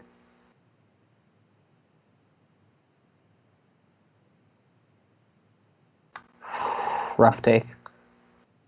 Matthew, the year we had the best pitching staff of all time was actually the year after we got swept in the World Series. So we didn't even make the World Series the year we actually had the best pitching staff of all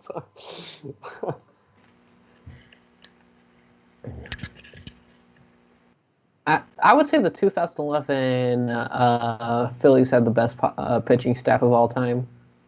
Yeah, that's definitely up there. That Braves in the 90s, too.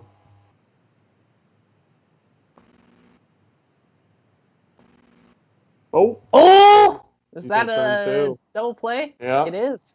Here we go. Bottom of 9. All right, put it in glass now.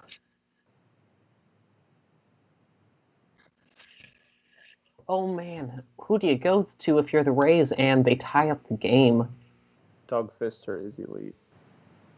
Facts. Yeah, well, Glass now in for the save. You're going to get your wish here with the game on the line.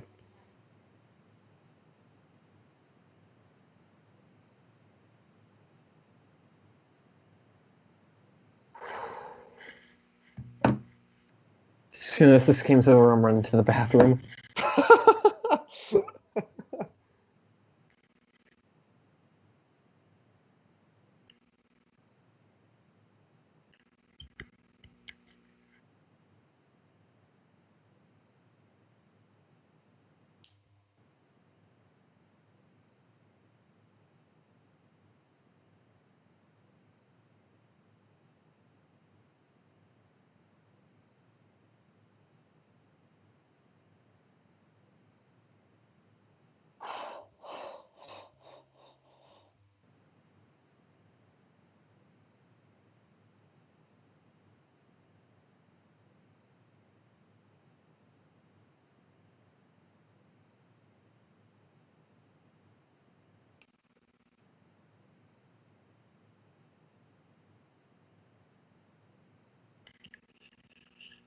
Astros tie it just to get walked off by Kiermaier. That would be awesome.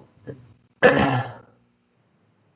It would be something, all right.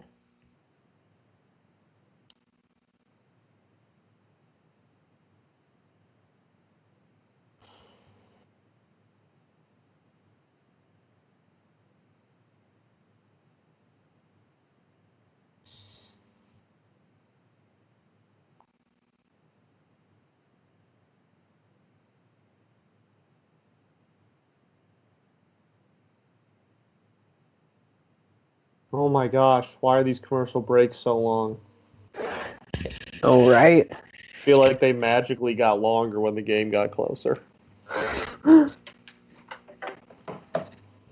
Oh. Oh. Man, remember when Charlie Morton was cruising? I know. Feels like forever ago. Man, this Callie, I think your baseball reputation's being put on the line with the glass now. Oh, what? He's not on the mound to start off the inning. What? Oh no! They're going with Pete. They're going with Pete You're like half a second ahead of me. Fairbanks. All right, so Tucker's stepping into the box. All right, me too. The shift is on. I haven't seen the shift. Now I see it. All right, I'll pause here. Shift is gone. Fairbanks threw his first pitch. All right, we're synced.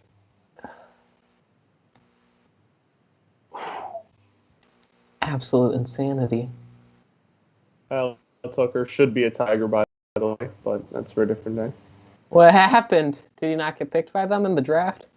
No, the trade was supposed to be Tucker for Verlander, and the Astros backed out at the last second and gave us a much worse deal. And for some reason, Avila, instead of keeping his price the same and going to a different team, just for whatever reason, had his heart set on trading with Houston, so just accepted a much worse deal. Who did they get instead? They got Daz Cameron, Mike Cameron's son, who can't hit in AAA, so there's no way he's going to be able to hit in the majors. Then Jake Rogers, who's a defensive catcher that hits like 200 in AAA as well. And then, I thought that ball was down the line. And then Franklin Perez, who was at the time was a top 50 prospect that was a pitcher in all baseball, but has pitched 8 professional innings with us because he can't stay healthy. In 3 years, he's pitched 8 innings. So that's a bad return. Yes, the greatest pitcher in the history of our franchise, and we got absolutely nothing for him. You dig up Hauser's bones. Hal Newhouser, yes. Newhouser's definitely up there, but for recency bias's sake, I'll take JV. Put in. Well, he's still warming up in the pen. Max Scherzer is not the best pitcher in Tigers history. He wasn't good with the Tigers. No, he wouldn't. He won a Cy Young with us, but I mean, he would pitch for us he was on our team for 5 years? He's not the best Tiger of all time in 5 seasons. That's just not how that works. I don't even know who I would say is the best pitcher in A's history. Probably Eckersley. If we're going specifically Oakland, if we're not, then I would say Lefty Groove. But if we're going specifically Oakland, I would say Eckersley. Probably Eckersley. Can we Vita talk Blue's about good Joel too. Lugo? Vita Blue is also very good.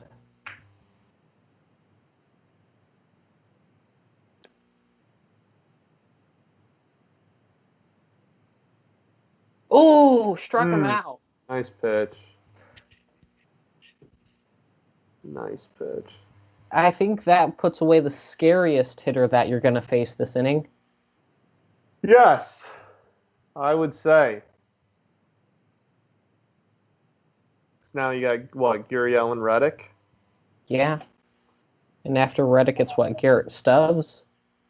I think they did a double switch, so Diaz would actually hit for Maldonado, and Stubbs is hitting for Bregman. Oh, okay. Oh. Woo! Give him a little chin music.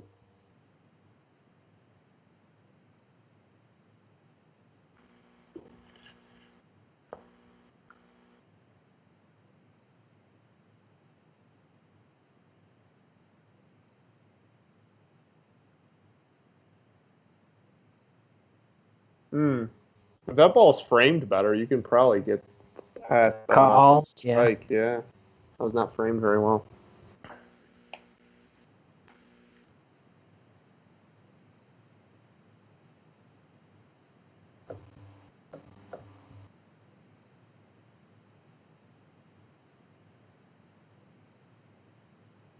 Mm.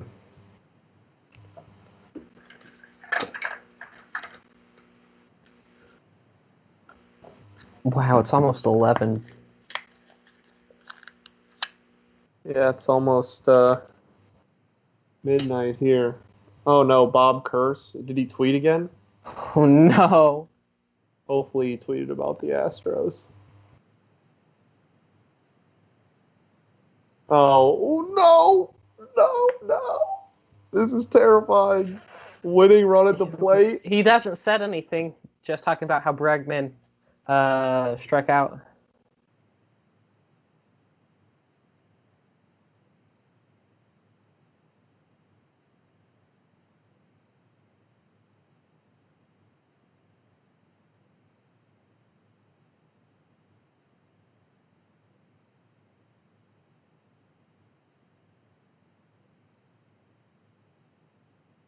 Oh boy. Oh no, it's in the hands of A's legend Josh Reddick. Uh-huh. You mean Doc? Why is Glass now not in the game?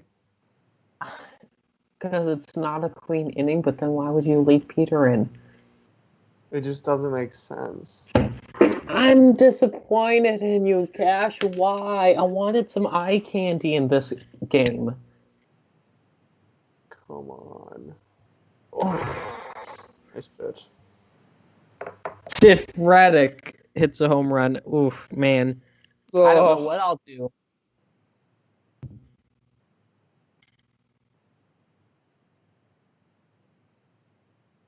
Oh boy. Oh boy. Oh boy. Oh boy.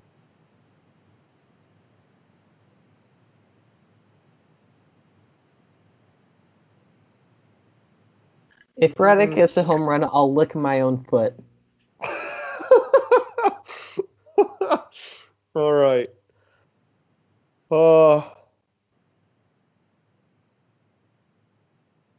This is stressful. I don't like this winning run at the plate thing. Or tying run at the plate, rather.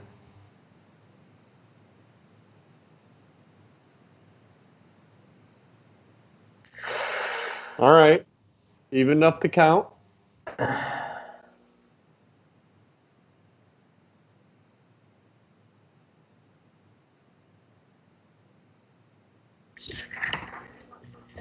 Okay, this is a little stressful. This is very stressful.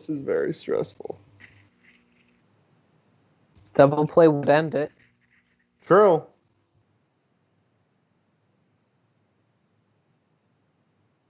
Oh.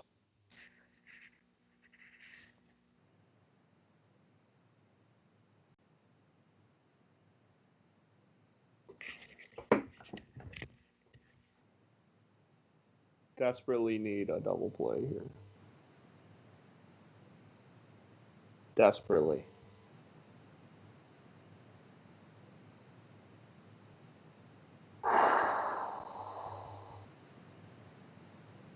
Come on, Peter. Double play. Nice. My mouth remains untainted. Struck him out. That was huge. Whew.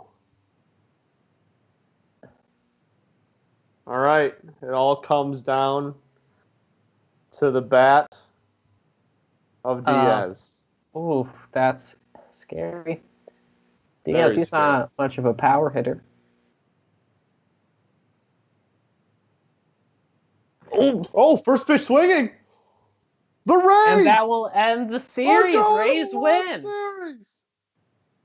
Rays win. Would this be the first World Tampa Series Bay appearance in Rays history? Are going to the World Series. Charlie Morton is not retiring. Is this the first World Series appearance for the Rays? No, they made it. They lost to the Phillies in what, 08? 09? 08 or 09, yeah. No, the Yankees won it in 09, so it would have been 08. All right. What this is, their second ever appearance. First since 09. Woo! Rays boom sauce graphic. We get to see the greatest player of all time in a World Series. This is just fantastic. Tigers legend in the World Series. Bye-bye, Houston Astros.